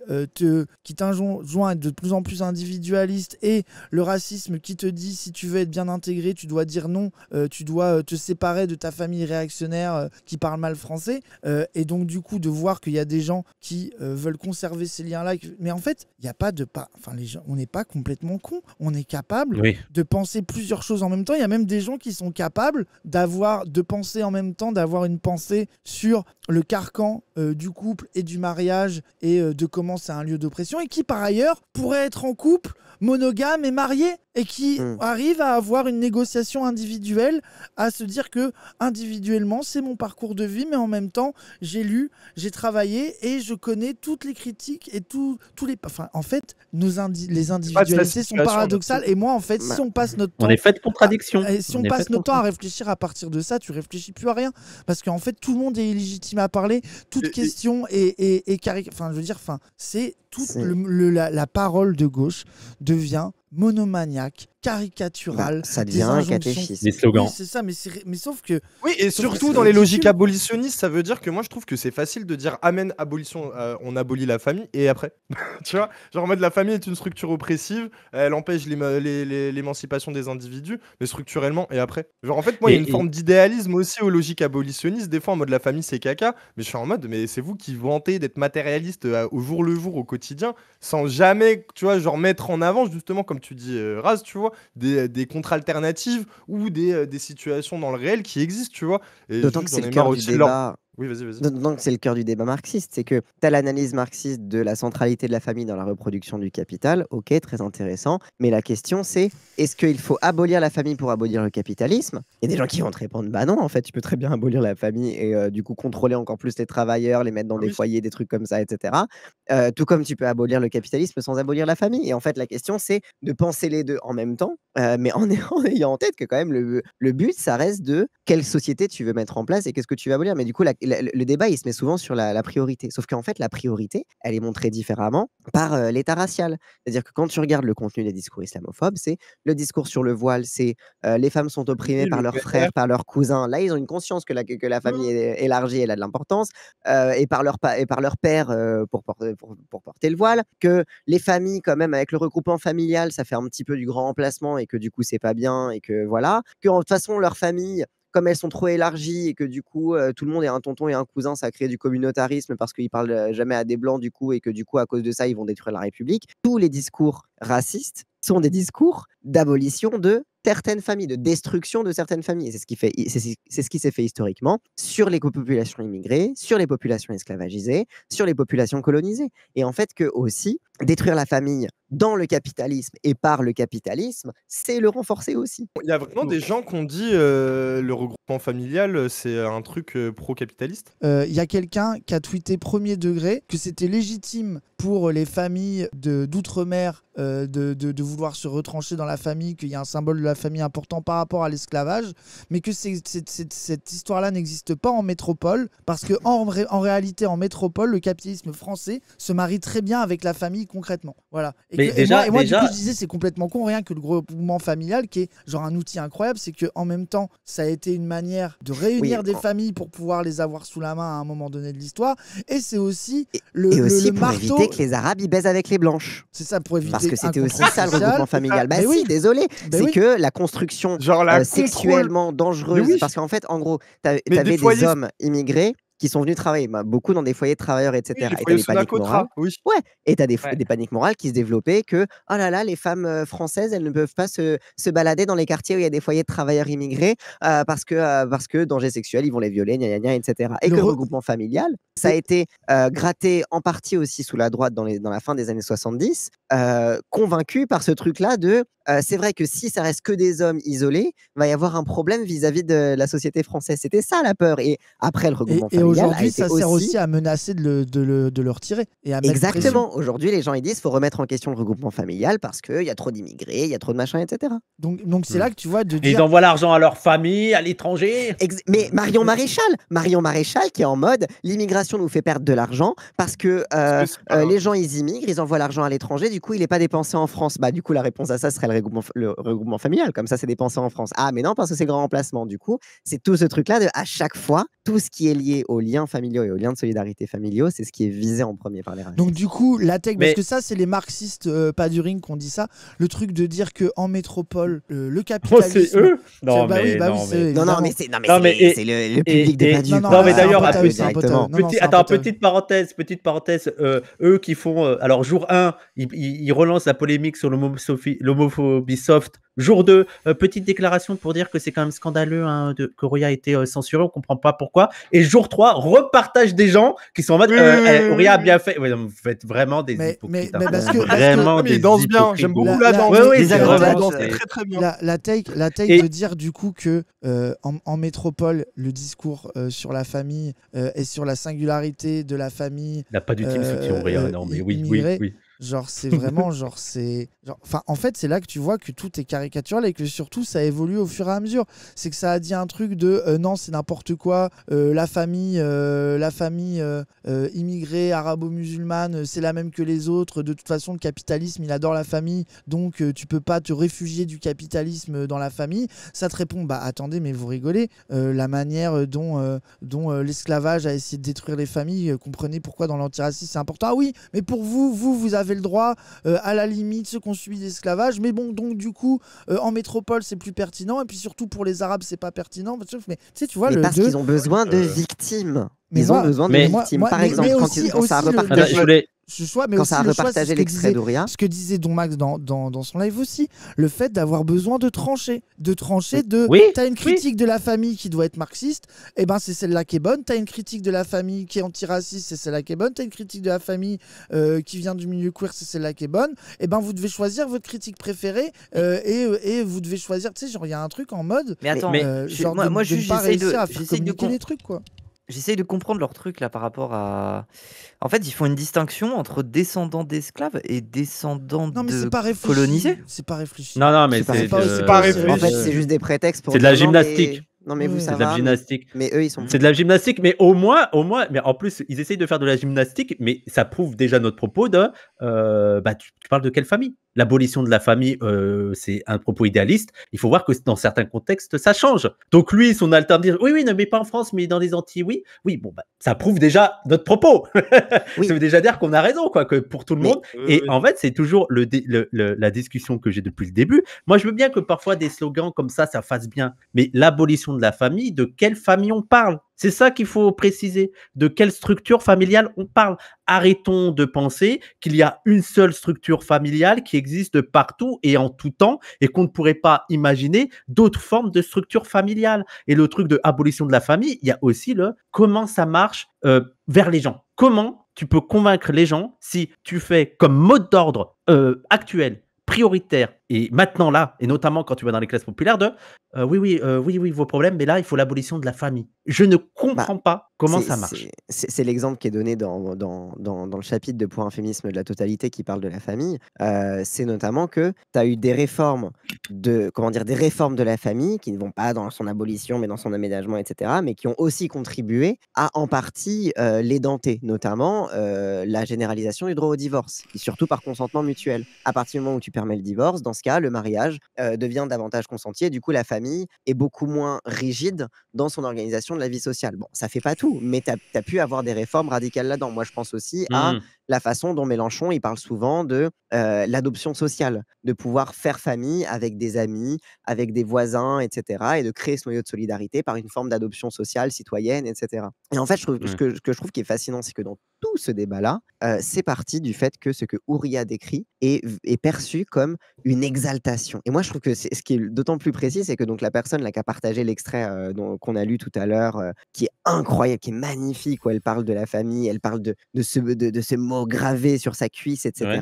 et des gens qui présentent ça en mode, elle exalte le fait que la famille est un refuge, la famille c'est génial, etc. Et même des gens qui disaient, du coup, en exaltant la famille, elle ne parle pas des violences intrafamiliales et elle jette les gens qui subissent les violences intrafamiliales sous le bus. Elle décrit des violences Une violence intrafamiliales. familiale, oui. Et en fait, c'est Oui. ça, c'est pour ça que je dis qu'ils ont besoin de victimes. C'est qu'elle Oui. décrit des violences intrafamiliales, mais comme elle ne les décrit pas en mode j'ai été victime de. Comme il n'y a pas le mot j'ai Oui. été victime de violences intrafamiliales, Oui. mais ça va, et voilà, bah du coup, ils ne la voient pas comme une victime. Et comme elle refuse d'être vue comme une victime, bah du coup, les gens refusent d'écouter ce qu'elle a à dire, en fait. Tout Et je pense qu'il y a aussi je crois qu'elle parle d'un silence complice et tout. Et je pense que pour les gens, ça fait dérailler. Parce qu'il faut une figure pure de la victime qui n'a pas des rapports complexes avec les oppressions qu'elle vit. Et c'est vraiment cette vision de la pureté, de victime dominant et de ne pas voir comment parfois nous-mêmes on peut participer à notre propre domination, tu vois. Et ça, et moi je pense qu'il y a vraiment un souci sur ça, sur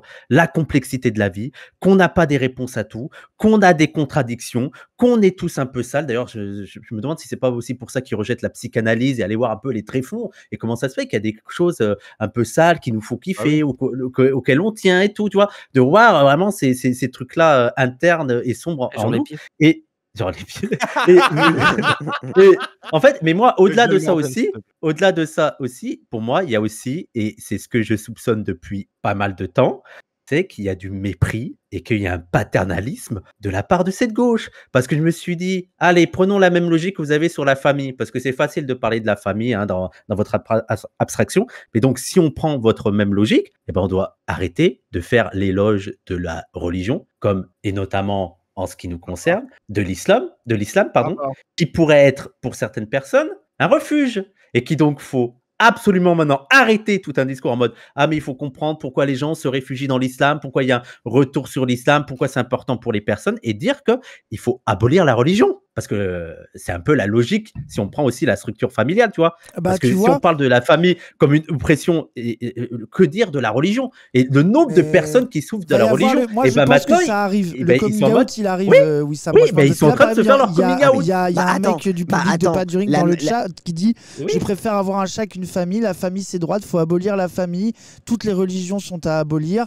Le regroupement familial est un outil du capitalisme, etc. Tu vois. Et moi, je pense que tu vas avoir bientôt. Tu vas revenir, là il y a eu une méta où l'islamophobie était tellement violente que de la side un peu marxiste prom dog, ils ont été dans un truc de soutien parce que je pense qu'ils ont vu le niveau de racisme, mais qu'à un moment donné la digue va craquer et je pense que combattre l'islamophobie ça continuera, mais que tu vas avoir un retour de la condamnation de la religion comme une aliénation, comme quelque chose qu'il faut absolument combattre, etc. C'est pas pour rien que la meuf qui a dit oh là là, la CGT, ils avaient raison de cancel Auria, c'est une meuf, elle est abolo, elle est islamophobe, c'est une meuf ICF-LO classique, quoi, genre à un moment, stop, pari quoi. sur l'avenir, c'est aussi, de toute façon, faut laisser plus d'agentivité aux gens, parce que la religion, de fait, c'est caca, mais dans un cadre où l'aliénation disparaîtrait, etc., bah, ils comprendront que la religion, l'islam aussi, c'est un problème pour eux, ils s'en émanciperont. Et moi, c'est un problème aussi que j'ai vis-à-vis du rapport à la religion elle-même, tu vois. Et moi, de toute façon, moi, je suis anti-religion, et tant que c'est pas moi qui ai décidé que c'est le moment de taper sur les musulmans, et ben on tape pas sur les musulmans. À un moment donné, je serai l'islamophobe qui lancera l'offensive. À la rigueur, qu'il y a des gens, tu vois, franchement, Ilyes, à la rigueur, qu'il y a des gens qui pensent que de toute manière, pardon, j'ai eu un. Qu'il y ait des gens qui pensent que de toute manière, en améliorant les conditions de vie, en détruisant le capitalisme, in fine, les gens vont avoir une bonne vie et donc vont abandonner la religion parce que la religion, des gens qui souffrent, tu vois. Pour moi, c'est une vision complètement d'élue parce que même si tu es heureux, tu as des questions existentielles parce que heureux, pas heureux, riche, pauvre, tu vas crever, frère. Donc, tu as toujours des questions qui vont se poser, tu vois. Donc, mais bref, que tu sois dans cette vision-là, il n'y a pas de souci, tu vois. De toute façon, lui, il se dit pas que c'est un combat de lutter contre la religion. Il se dit, bon, ça va disparaître de soi-même. Par contre, à partir du moment où tu dis qu'il faut l'abolition de la religion, c'est donc que pour toi, c'est un objectif. Ils disent même que c'est la ligne du parti. Moi, je peux l'entendre. Mais alors, assumez. Et maintenant, je veux vous voir dans les quartiers populaires, vers les musulmans et tout, tenir votre ligne là, arrêtez d'être confus, assumez vos positions et allez voir les. Et dites, ah non, mais on te tolère, hein, mais ta religion, il faudra faudra l'abolir. Surtout Et que voir dans quelle va être la réception de Surtout votre que dans le discours. langage Parce qu'il y en a un. Alors, marxiste. je suis désolé, je fais juste. Ouais, vas-y. Un petit, parce qu'il y a quelqu'un qui a dit ah non mais c'est la ligne du parti hein. Mais après comment dire on tolère les croyants. Il m'a dit un truc comme ça. Et, les croyants sont bienvenus. Mais quel croyant va venir dans un parti où on te dit ah non mais ta ligne il faut l'abolir, c'est n'importe quoi. Et en plus si tu défends ta croyance, t'es un réactionnaire. Et moi la question que je pose, c'est les gens qui disent que la ligne du parti c'est l'abolition de la religion. Ça veut dire que dans les faits, il est impossible de par exemple voir un musulman représentant de votre ligne. On est d'accord. Dans les faits, et même pour vous, ce serait hypocrite d'avoir un musulman représentant de votre ligne. Ah oui, mais Hello, ils sont honnêtes. Hello, ils sont honnêtes. Oui, sauf le que NPA, par exemple, ça a déjà posé question, tu vois, par ailleurs. Genre, Ça dépend quel courant. Mais oui, ça a fait une meuf voilée, ils lui ont Oui, fait une passer femme des voilée. entretiens pour vérifier. Mais c'était révélateur. Et moi, je suis rentré au NPA, c'était en 2015-2016, je crois. Et c'était encore le débat. Tu vois, c'était encore le débat de la candidate voilée. Mais en fait, elle reste quand même bien, quand bien même elle est voilée. Mais de l'autre côté, c'était en mode, mais c'est une femme. Tu vois, c'est pas une femme voilée, mais c'est une femme, etc., etc. Tu vois, et j'étais en mode, mais on est presque 10 ans plus tard et vous continuez à boucler là-dessus. Preuve en est qu'il y a une obsession sur le sujet de la religion. Vous n'arrivez pas à traduire parce que vous prétendez défendre l'intérêt de ces gens-là, mais en même temps, ça vous fait un péché parce que vous avez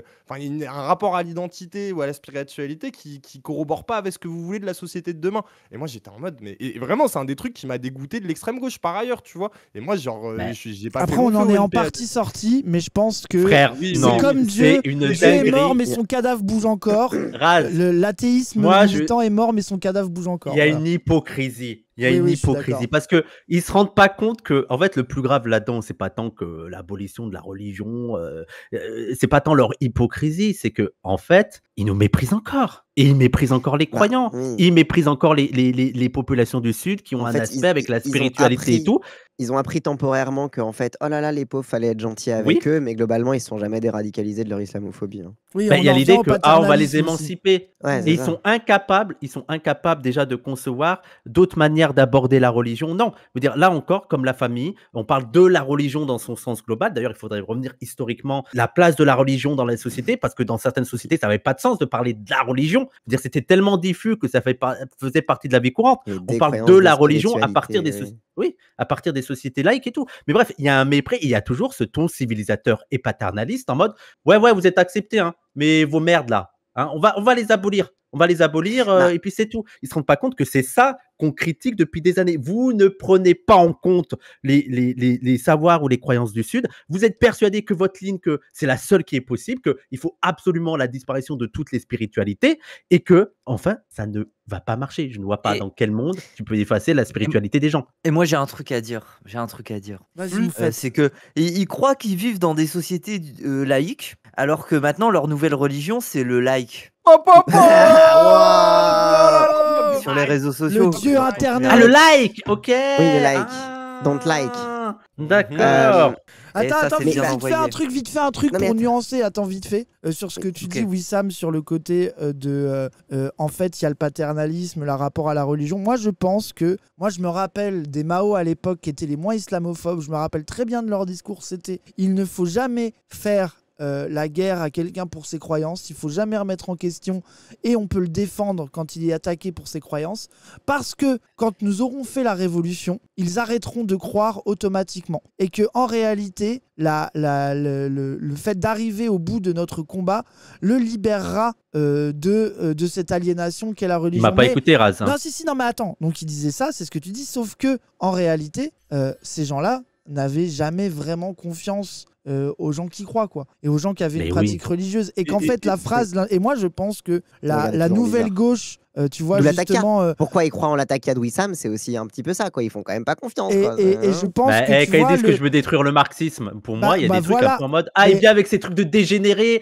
bientôt je suis persuadé dans leur tête, c'est en mode il va nous parler de religion, c'est ça, je suis persuadé de ça, et moi je pense qu'il y a de ça, et que leur mépris, et tu vois même de toute façon il y a le paternalisme, et que même le rapport à Norman Ajari aussi, lui il est plutôt athée, ou des fois il parle un peu de satanisme, enfin tu vois, mais il y avait aussi ce rapport-là paternaliste et méprisant avec quelqu'un sur la question du militantisme noir, etc., de la leçon, et que pareil, et que en fait tout ça, tu reviens à un rapport de paternalisme doux, en réalité, ces gens sont dominés et presque le fait qu'ils soient dominés leur empêche de bien penser.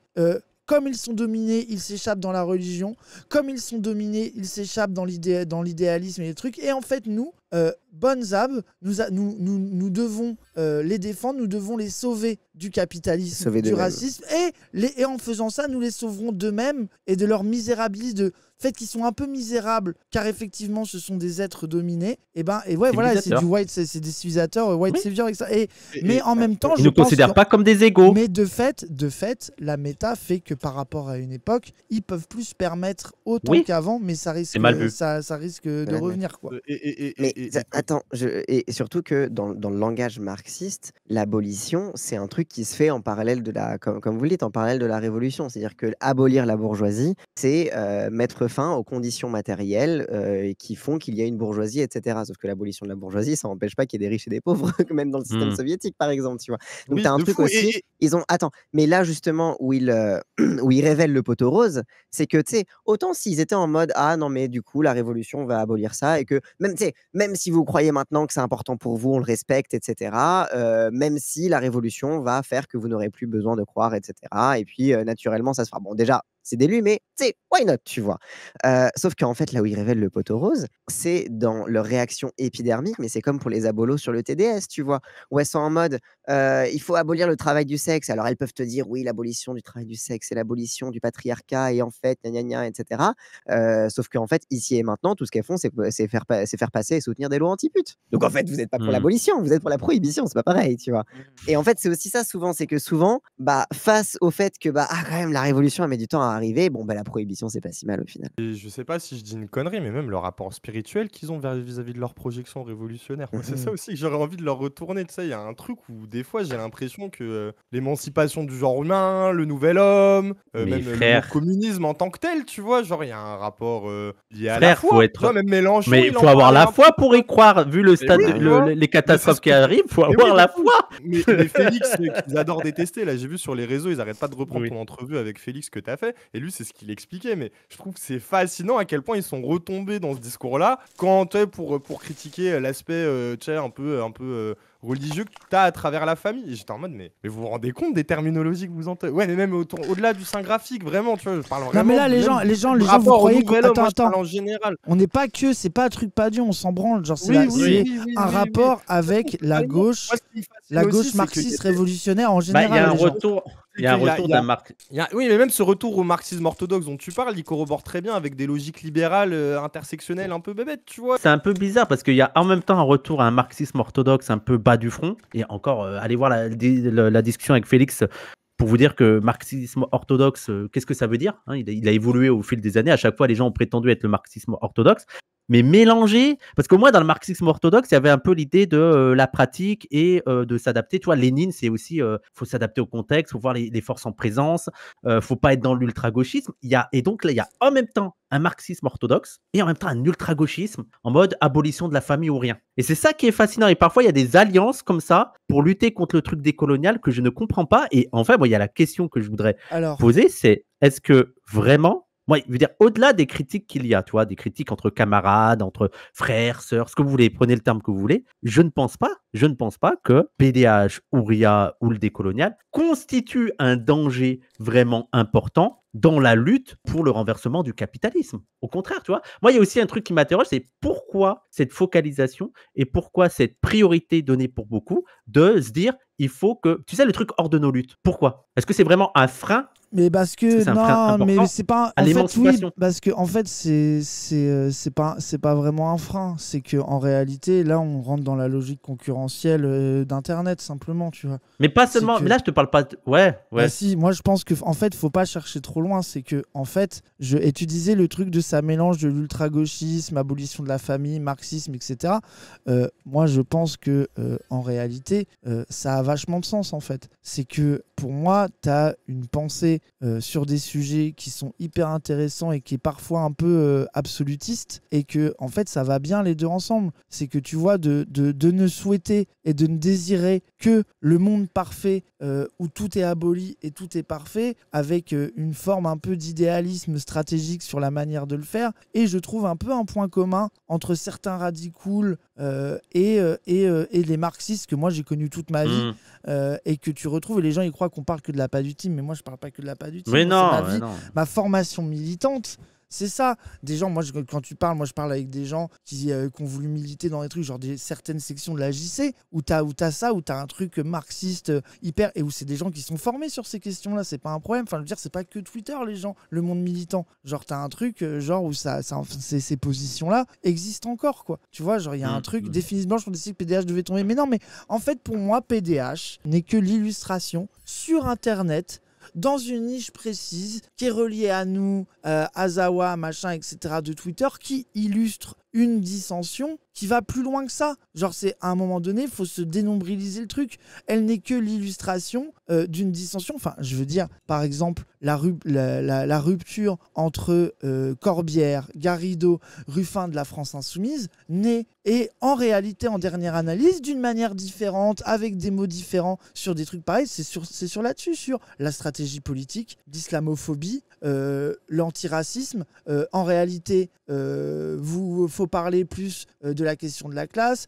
En fait, Mélenchon, il parle des affects, il va draguer des affects des Arabes méchants, alors qu'en fait, il oublie les Blancs. Enfin, en fait, les gens, on est dans un paradoxe. Je veux dire, à gauche, on est dans une situation qui est difficile, parce que le fascisme arrive, il y a des gens qui essayent de prendre le pouvoir, qui utilisent telle ou telle méthode, des gens qui l'analysent, et des gens qui, à mon avis, face au fascisme qui vient et face à la défaite annoncée, ont un repli identitaire sur des totems progressistes de la gauche, des totems d'abolition de la famille, d'abolition de la prison, d'abolition du genre, de marxisme, de révolution parfaite, matérialiste marxiste, etc. Machin. Enfin, en fait, je pense que tout ça n'est que le produit d'une défaite et d'un rapport à la défaite avec lequel chacun deal comme il peut.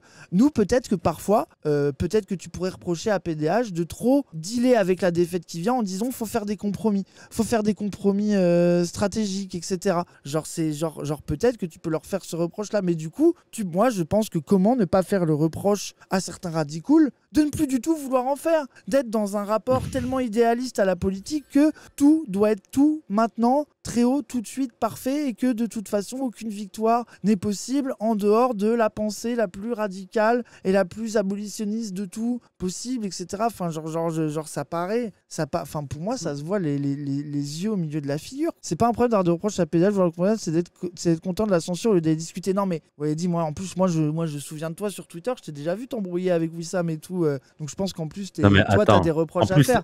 Non, mais attends, vite fait, là, je suis d'accord avec toi. Le reproche, c'est Soral égale Ouria égale littéralement Soral. Mais oui, mais c'est que en réalité, genre, ces gens-là, moi je pense qu'ils ne veulent pas discuter. Moi je pense que toi, peut-être que tu as envie de discuter de trucs, machin, mais en fait, ils ne veulent pas discuter. Là, on rentre dans une logique. Ils ont l'impression que PDH, ils réfléchissent comme le Parti Socialiste avec la France Insoumise. Pour eux, PDH a volé une masse d'électeurs ou de viewers ou de gens de gauche, de gens à écouter, les a volés, les aliène à un discours qui n'est pas le bon parce qu'il n'est pas assez radical, et du coup il faut détruire la structure PDH, car naturellement ceux qui y sont soumis vont se dispatcher vers ceux qui ont le bon discours, comme le Parti Socialiste, comme Ruffin pense qu'en détruisant la figure de Mélenchon et en détruisant la France Insoumise, ça va se dispatcher ailleurs en fait. Et on le voit par exemple sur Mélenchon, quand tu vois Clémentine Autain, en ce moment, elle est à la télé pour dire, quand elle était allumée, elle était en mode « Ah, moi, le terme islamophobie, je sais pas, parce que moi, je préfère dire racisme anti-musulman, même si je veux bien un peu dire islamophobie. Et puis moi, je suis en quartier, et moi, je peux vous dire que la radicalisation, c'est un problème. On devrait pouvoir parler de, ok, il y a un peu des médias, ils sont un peu méchants avec les musulmans, mais moi, je le vois dans les quartiers, il y a des mamans qui m'ont dit qu'elles ont peur des musulmans, qu'elles ont peur de la radicalisation. Il y a ce truc-là qui est instrumentalisé pour dire « Ah, regardez le petit sous-entendu. Mélenchon, il laisse faire les islamistes. » Et à côté de ça, t'as Marine Tondelier qui va dire dire, mais Mélenchon, peut-être qu'il pourrait arriver au second tour, mais il ne le gagnera pas. Et donc, en fait, tu es dans une situation où ce truc que je dénonce de l'injonction à la victoire parfaite, à la radicalité parfaite, au déjà là parfait, c'est que Mélenchon, il peut aller au second tour, mais il peut pas le gagner. Il doit être supprimé au profit de gens qui n'iraient même pas au second tour. Et qu'en fait, il vaut mieux avoir des gens qui pensent autrement, quitte à ce qu'ils soient encore plus minoritaires, parce qu'en réalité, pouvoir accéder au second tour n'est déjà pas suffisant. Il faudrait avoir la garantie tout de suite et maintenant que la victoire du second tour sera gagnée et qu'en fait, enfin voilà quoi, genre il y a un truc, pour moi, on est dans un symptôme là, les dissensions à gauche sous couvert de dissensions idéologiques sont en fait des guerres de chapelle de qui va récupérer le bousin, qui va récupérer le bébé, qui va avoir les caillasses derrière. Et à un moment donné, portons nos couilles et disons-le quoi. Et après, bien sûr que je caricature un peu, il y a aussi des vraies dissensions idéologiques, je dis pas le contraire, etc. Mais des fois, elles cachent quelque chose, voilà quoi, c'est... Faut conquérir le pouvoir, c'est pas avoir d'esprit pour comprendre que le pouvoir lui-même est à détruire. Bah voilà, tu vois. Il est le terrain du fascisme. La force révolutionnaire, c'est d'arriver à la chancer des révolutions moléculaires, comme dirait Guattari, sans vouloir habiter les structures qui nous oppriment. Oui, bon. Du coup, tu restes chez toi, tu t'assois en boule. Et moi, perso, moi, je sais pas. Nous, on est mélanchonistes, donc là, on peut pas. Enfin, désolé. Quand je suis chez moi, tout seul à la maison, j'ai l'impression d'échapper au capitalisme. Genre, j'échappe à tout. Hein. J'échappe au patriarcat, au capitalisme, etc. Tu sais, quand je suis tout seul chez moi en pas boule. Mon amour. Oui, mais ça, c'est. C'est mignon. C'est ça l'amour révolutionnaire au final. C'est donc ça l'amour révolutionnaire. Ah oui, je vois ça. Mais attends, mais tu découvres.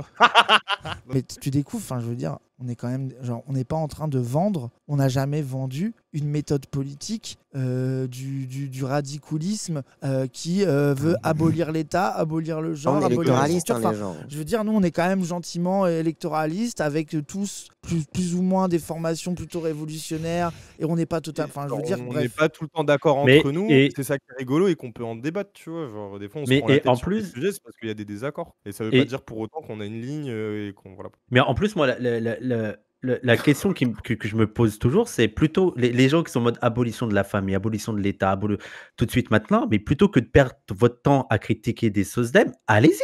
Je veux dire, c'est pas. Non, mais allez convaincre les gens. Tu sais, on dirait que c'est nous, on vous empêche de convaincre les gens. Allez-y. Moi, j'ai l'impression que vous reposez votre impossibilité de mettre en pratique vos idées sur nous, comme si c'était nous qui vous empêchions de le faire. Et moi, je vous mets au défi ici et maintenant de régler une bonne fois pour toutes le débat de priorité entre les marxistes de est-ce que la priorité c'est d'abolir la famille ou c'est d'abolir le capitalisme et dans quel ordre on fait les choses et comment on les fait. Allez-y, ça fait des années qu'on s'écharpe dessus. Les deux en même temps, c'est ça que ça répond à chaque fois, je te le dis. Ça me fait rire un peu d'invoquer Guattari parce que c'est précisément le truc dans Mille Plateaux, l'anti-Oedipe, que personne comprend, le truc imbitable sur les lignes de fuite, le nomadisme et tout ça comme réponse au capitalisme. Bon. Enfin, et voilà, et après là, vous êtes en train de débattre à côté de marxistes. Rendez-vous compte que c'est un des trucs que les marxistes supportent pas chez Deleuze. Hein. Ça, je comprends pas quoi, mais bon.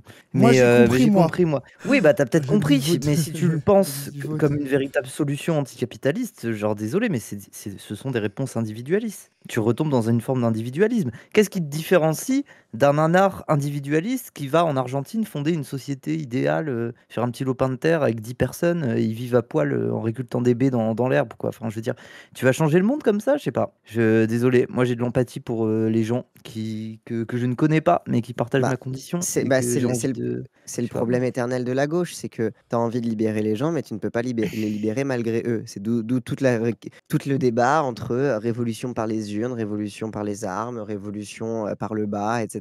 C'est que comment emmener la société avec, tout en sachant que la société sera jamais totalement unanime parce que c'est fasciste de vouloir une société unanime. Et donc les gens qui refusent de se poser cette question, oui, ok, ils ont une solution individualiste, je vais changer les choses de mon côté et je vais pas emmener la société. Sauf que la vraie question de comment emmener la société, c'est la question éternelle des révolutionnaires et on n'a pas fini de se la poser parce que pour l'instant on n'a pas trouvé le chemin là. Moi et nous personnellement, je sais qu'avec Raz, en tant que bon mélenchoniste, on a comme on a comme hypothèse la transformation au travers de la stratégie de Mélenchon. Et puis il n'y a pas de bonne méthode, il y a des terrains propices, il n'y a pas de méthode à la révolution, faut arrêter ça me casse les couilles. Il y a des terrains propices à créer des moments révolutionnaires, mais il n'y a jamais de méthode à voilà, toi t'es maoïste, c'est bien. Mais non, mais d'accord, pardon. Mais non, mais pardon, ça m'énerve. Mais ça m'énerve trop aussi. T'as raison. Oui, t'as raison. De mais c'est comme ça qu'on va y arriver, tu vois. Mais ça vaut autant. Enfin, je sais pas, non, c'est tout. Ça m'énerve. Mais bref, après moi, ça fait 10 ans que je dans ma tête. Je sais pas que je suis parfait et que je pense parfaitement. Hein, Mais d'où l'importance de l'analyse.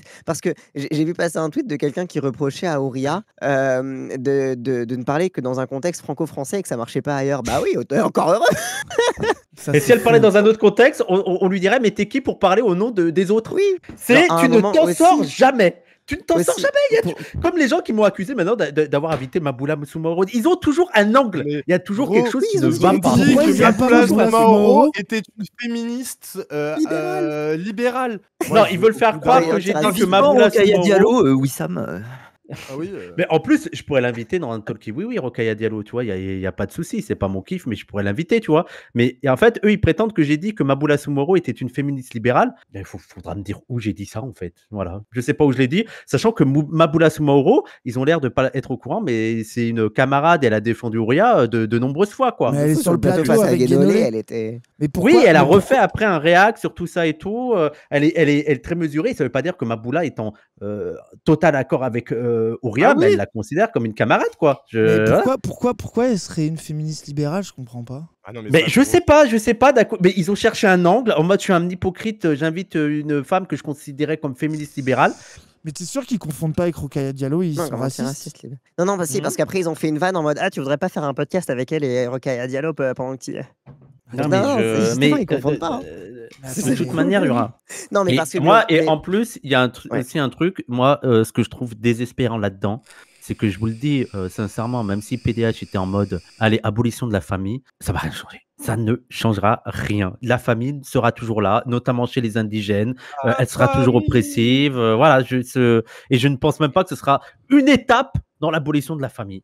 Voilà, Mais alors que la servira à rien. vérité, moi je pense que un des interlocuteurs les plus intéressants, et que même avec Ilias, quand on l'avait croisé, c'était aux Amphis, là, on Oui, la l'avait gannerie. croisé, on en avait parlé, mais oui, la Oui, gannerie, dans c'est, je l'amitié et pense, tout. l'interlocuteur le plus intéressant là-dessus. Après, pas le Parce plus que- intéressant parce que tu vas avoir Non, mais- des gens sur des positions laganerie qui vont le trouver trop gentil encore. Mais, ou pas, Oui, non, mais pas disons carré. qu'il un il peu, porte, mais il oui. porte la synthèse, mais tout comme il le fait sur l'anticarcéralisme, où il porte la synthèse de la pensée anticarcérale, bah, il porte. Parce que les gens, ils sont en mode la gannerie, il n'a rien inventé. Oui, bah, au pire, il fait une synthèse, c'est intéressant, mais il porte aussi la synthèse des pensées queer, critiques de la famille, notamment au travers de l'amitié, etc. Donc, je trouve que là-dessus, oui. en effet, il est intéressant. Oui, oui, et puis nous, quand on l'avait croisé, justement, on avait essayé de lui parler de ça. Et on lui avait dit, mais en fait, est-ce que ta vision de il faut forcément sortir de la famille et refaire famille autrement, ou plutôt sortir de l'idée de famille et ne pas prêter allégeance à la famille? Moi, nous, ce qu'on lui a dit avec Ilias, c'est c'est intéressant, mais est-ce que c'est pas aussi un truc qui vient de ta position de, Ah oui. bourgeois parisien, dans des milieux un peu, genre, je sais pas moi, enfin bon, bref, il a l'air d'avoir aussi des vies et Bah, c'est le. des vies, des vies un peu dissolues, tu vois. Mais moi, je comprends, mais j'ai des vies dissolues. Enfin, dans le sens, je le critique pas. Moi, je suis queer, j'en ai eu une vie dissolue, pas de souci. Hein. Mais voilà. Et en vrai, lui, il y a juste un truc qui m'a quand même fait tilter. Moi, je trouvais ça intéressant, c'est qu'il disait, il me disait, moi, en fait, ce que j'aimerais bien, c'est qu'on analyse un peu plus notre propre famille sous l'angle de l'amitié, en se disant, est-ce que je suis ami avec ma mère, est-ce que je suis ami avec mon père, est-ce qu'il n'y a Ah, ça, pas j'aime bien cet so- angle-là. Et on en sortir revient à de la famille simplement choisie. de Il réinvente l'eau chaude parce que la famille choisie au sens queer états-unien intégrait parfois des vrais membres de ta famille. D'où le choix de la famille n'est pas forcément en dehors de la famille biologique. C'est le Oui, but, oui, c'est oui. de la choisir, quoi. Donc, mais oui, Bah pourquoi pas avec l'amitié. Mais du coup, on en revient le concept de famille choisie. Tiens, est-ce que par exemple, Ouria Boutelja a le droit de la choisir, sa famille? Même, bon, bref, oui, ça m'énerve. Oui. Genre la famille choisie, même il y a la notion de choix dedans. Et donc, du coup, vous allez questionner le choix de chacun. Bref, vous n'avez pas compris le concept Mais de même, famille et choisie. même le truc de famille choisie, d'ailleurs, si tu vis t'évolues dans des beaux milieux, des milieux UP et tout, bah, je pense que tu auras des familles plus cool, quoi. Tu vois, tu as aussi une inégalité face au choix que tu peux faire sur ta famille choisie. Tu vois, de Bah, et présenter surtout- ça comme le modèle absolu, je suis en mode, ouais, bon. Surtout, moi, ce Oui, qui ou m'agace, alors- c'est Ou alors, entre attends. c'est le concept même de famille choisie, parce que le geste un peu radical que présente Ouria de ma famille est violente, mais je la choisis, c'est aussi une forme de choix de la famille. Tu vois, tu sais, t'as un truc de notre famille, on la choisit pas. Bah, de fait, tu sais, c'est un peu le truc de oh là là, je choisis d'être avec toi tous les jours, tu sais, dans les couples dans les couples mariés, etc. Genre, j'ai choisi de te choisir tous les jours. Bah, c'est un Oui, peu de ça fou. pour la famille. Tu choisis de la choisir oui, tous de les jours fou. aussi. Hmm. Ah, En ben, tout cas, moi j'ai n'abandonne choisi pas. ma famille et c'est vous. Oh. Merci. Oh non, va te faire foutre flemme, hein. Mais- Oh, flemme. C'est gentil, c'est gentil. Bon, Attends, tu veux dire Mais je Ouais, que- rigole, ouais. moi j'étais Vas-y, avec ouais, toi Wissam. hier Ouais. à Yardland et non, tel je un vais y frère, aller, t'as mais dit. là, je viens de voir un extrait. Je vous jure, je sais plus quoi faire, quoi. Il y a quelqu'un qui essaye de montrer que Auriel veut s'allier avec Bassem, et je regarde l'extrait. oui. Et, Ah oui, elle- oui, j'étais marre Ouais, de c'est rire. littéralement l'inverse. et il y a 70 QRT qui disent hors de nos luttes. Je ne sais plus quoi faire. J'arrête. Non, mais c'est Elle dit clairement que c'est un ennemi. Elle dit clairement que c'est un frère de condition, mais pas un frère de conviction. C'est-à-dire que lui aussi peut subir l'islamophobie, le racisme. Elle prend même l'exemple de Obama en disant attendez, on a fait ça pour Obama, pourquoi on ne ferait pas ça avec Bassem? Ça veut dire quoi? Elle veut aussi s'allier avec Obama ou rien? J'arrête. C'est bon. J'arrête de débattre avec eux. C'est plus possible. Non, mais la C'est canicule leur a plus cramé les derniers possible. neurones qui Je leur vous jure, restaient. c'est hein. une folie. C'est Ah une oui, folie. de toute façon, faut pas oublier que c'est des débats de posture comme d'habitude pour essayer de se Oui, faire c'est- Auria et que ça cherche une croquette à mettre sur la table. Mais, On peut se globalement, faire les gens Ouria et répètent. Zawa aussi, t'inquiète que Wissam en 3 tweets, ça revient très vite à des thèmes habituels Oui. quand il n'y a plus Ah, d'arguments. ouais. Voilà, Oui, quoi. oui. Mais donc, Mais c'est revenons-en à pour la ça. critique bête et méchante de les réseaux sociaux sont une matrice complètement dégénérée où les gens ne savent plus que réfléchir en termes de posture et en termes de amis ennemis et que à un moment donné le moyen de créer communauté et de se réunir autour de quelque chose, c'est d'avoir un ennemi à détruire et notamment un ennemi qui aurait capté à ta place une masse de gens à convaincre. Enfin, tu vois, vraiment, enfin, genre, moi je trouve que s'il y avait que de la réflexion politique, ça discuterait que de politique. Mais en réalité, il y a aussi un truc d'illégitimité. Mais tu vois, les tweets de ah, regardez, Ilyes, le plus gros débile de Zawa, qui est déjà un truc de Ah ouais. débile. Et en fait, c'est tous des gros abrutis qui n'auraient jamais dû avoir des gens qui les écoutent. Et en fait, s'ils nous écoutaient, nous, ça serait bien. Et machin. Enfin, je veux dire, à un moment donné, moi, je sais que c'est énervant et qu'il y a un côté un peu cynique et que ça dépolitise le tout. Et moi, je pense, Wissam, le truc où je ne comprends pas pourquoi, quand t'es dit Bassem, parce que ce qui est trop drôle sur Bassem, c'est que t'as sur le plateau Boumed qui a du mal à dire que c'est un raciste parce qu'il est un peu fan de lui. Allez hop, je te jette sous le bus. Et Ouria qui dit mais attendez, mais c'est un raciste. Mais c'est un misogyne. C'est une merde. Et en fait, t'as le plateau qui essaye de faire ce truc de dire ah Bassem, quand même, il y a des indigènes qui l'aiment bien. Et t'as Ouria qui arrive et qui dit non mais stop, c'est notre ennemi. Enfin, c'est un raciste. C'est pas possible ce qu'il dit. C'est la pire personne. Et elle qui est sur le plateau, qui est celle qui en fait est le moins gênée à dire que Bassem est un vieux gars, ça devient celle qui dit qu'il faut s'allier. Moi, c'est là que tu vois qu'en réalité, ces gens-là ne Regarde discutent pas. pas de fond. Eh oui. Ils ne regardent Oui, pas. j'arrête. Il y a juste un truc de regarder ces gens-là que j'aime pas, que je trouve bêtes, cons, réactionnaires, ridicules, pas drôles, lol, quand est-ce qu'on rit.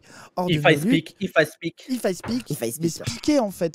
Mais moi, c'est pour ça Un que jour, moi, je je pense, parlerai. Wissam, enfin, la vérité, c'est que là, c'est bien, on a parlé de la famille, de qu'est-ce qu'on en fait, de La la, famille. de Tu la as famille. compris. Genre, à un moment donné, il faut arrêter de se rendre malade à trop parler de ces gens-là. Et juste que quand ils s'énervent sur un sujet, on essaye d'en parler à notre manière et d'aborder le sujet de manière un peu cool. Et puis voilà quoi. Et genre là, de fait, oui. moi je trouve que le constat, la conclusion de cette discussion, c'est que le fascisme est tellement puissant, on est dans une situation où l'abolition de la famille, la transformation des structures familiales, du modèle familial, paraît tellement éloigné que c'en est déprimant. Et c'est pas pour ça qu'il faut pas l'abandonner. Continuons à lire des autrices et des auteurs qui critiquent la famille, qui en parlent différemment. Et comprenons aussi en quoi c'est plus facile à dire qu'à faire et stop juger des individus parce que eux ou elles ont choisi de continuer à rester en contact avec leur famille quand bien même elles seraient oppressives. Enfin, genre je sais pas quoi, genre vous aimez parler d'individualité tout le temps, t'as 3 chapitres d'Ouria où elle parle de ça en montrant tout le paradoxe du truc, vous n'êtes pas capable de lire, vous la détestez, bah je pense qu'il y a plein de gens qui vont lire ce truc là et voir que c'est quand même assez beau qu'elle arrive à décrire et l'amour et le fait que c'est des menottes quoi. Enfin moi je trouve que tout y est quoi. Mais en tout cas, Wissam prévient bien Auria parce que je crois qu'il y a des gens qui veulent la choquer. Ils ont annoncé. Ils voulaient la choquer. Voilà. Et moi, j'aimerais bien trouver un invité, pas forcément la gannerie, tu vois, mais quelqu'un, tu vois, qui veut abolir la famille, la question de la famille choisie, les LGBT, s'émanciper de son truc familial. Moi, j'aimerais bien discuter de ça avec quelqu'un sérieusement aussi, parce que justement, moi, les invocations à dire faut abolir abolir la famille toutes les 2 secondes. C'est bien, maintenant parlons réellement. Et même Parce que sur- c'est un vécu de quelqu'un qui a dû se séparer de sa famille et des gens qui ont des propositions sur des modèles alternatifs familiaux. Moi, ça Et m'intéresse puis- premier degré. Mais juste pour terminer aussi, je pense que même sur la lecture, vous avez été choqué par ce qu'écrit Ouria Boutelja et le rapport un peu ambigu avec sa famille et tout. Mais en fait, vous n'êtes pas prêt à la littérature, quoi. Vous n'êtes pas prêt à James Baldwin ou Ah bah Jean ça. Genet, tu vois, des Mais- trucs comme ça. Vous n'êtes pas Mais prêts, Argent les gens. Jeunet, si Oui, tous mais vous sont êtes pas Jeunet un prêts. jour, Non, mais faut pas. qui lisent Faut pas des dire articles comme de ça. Ken Game. Hop. Ouais, non, ils sont pas prêts. Incroyable. Faut les choquer. Et ouais, avant de partir, Wissam, moi ça me va de repasser tes slips pendant que t'es pas là.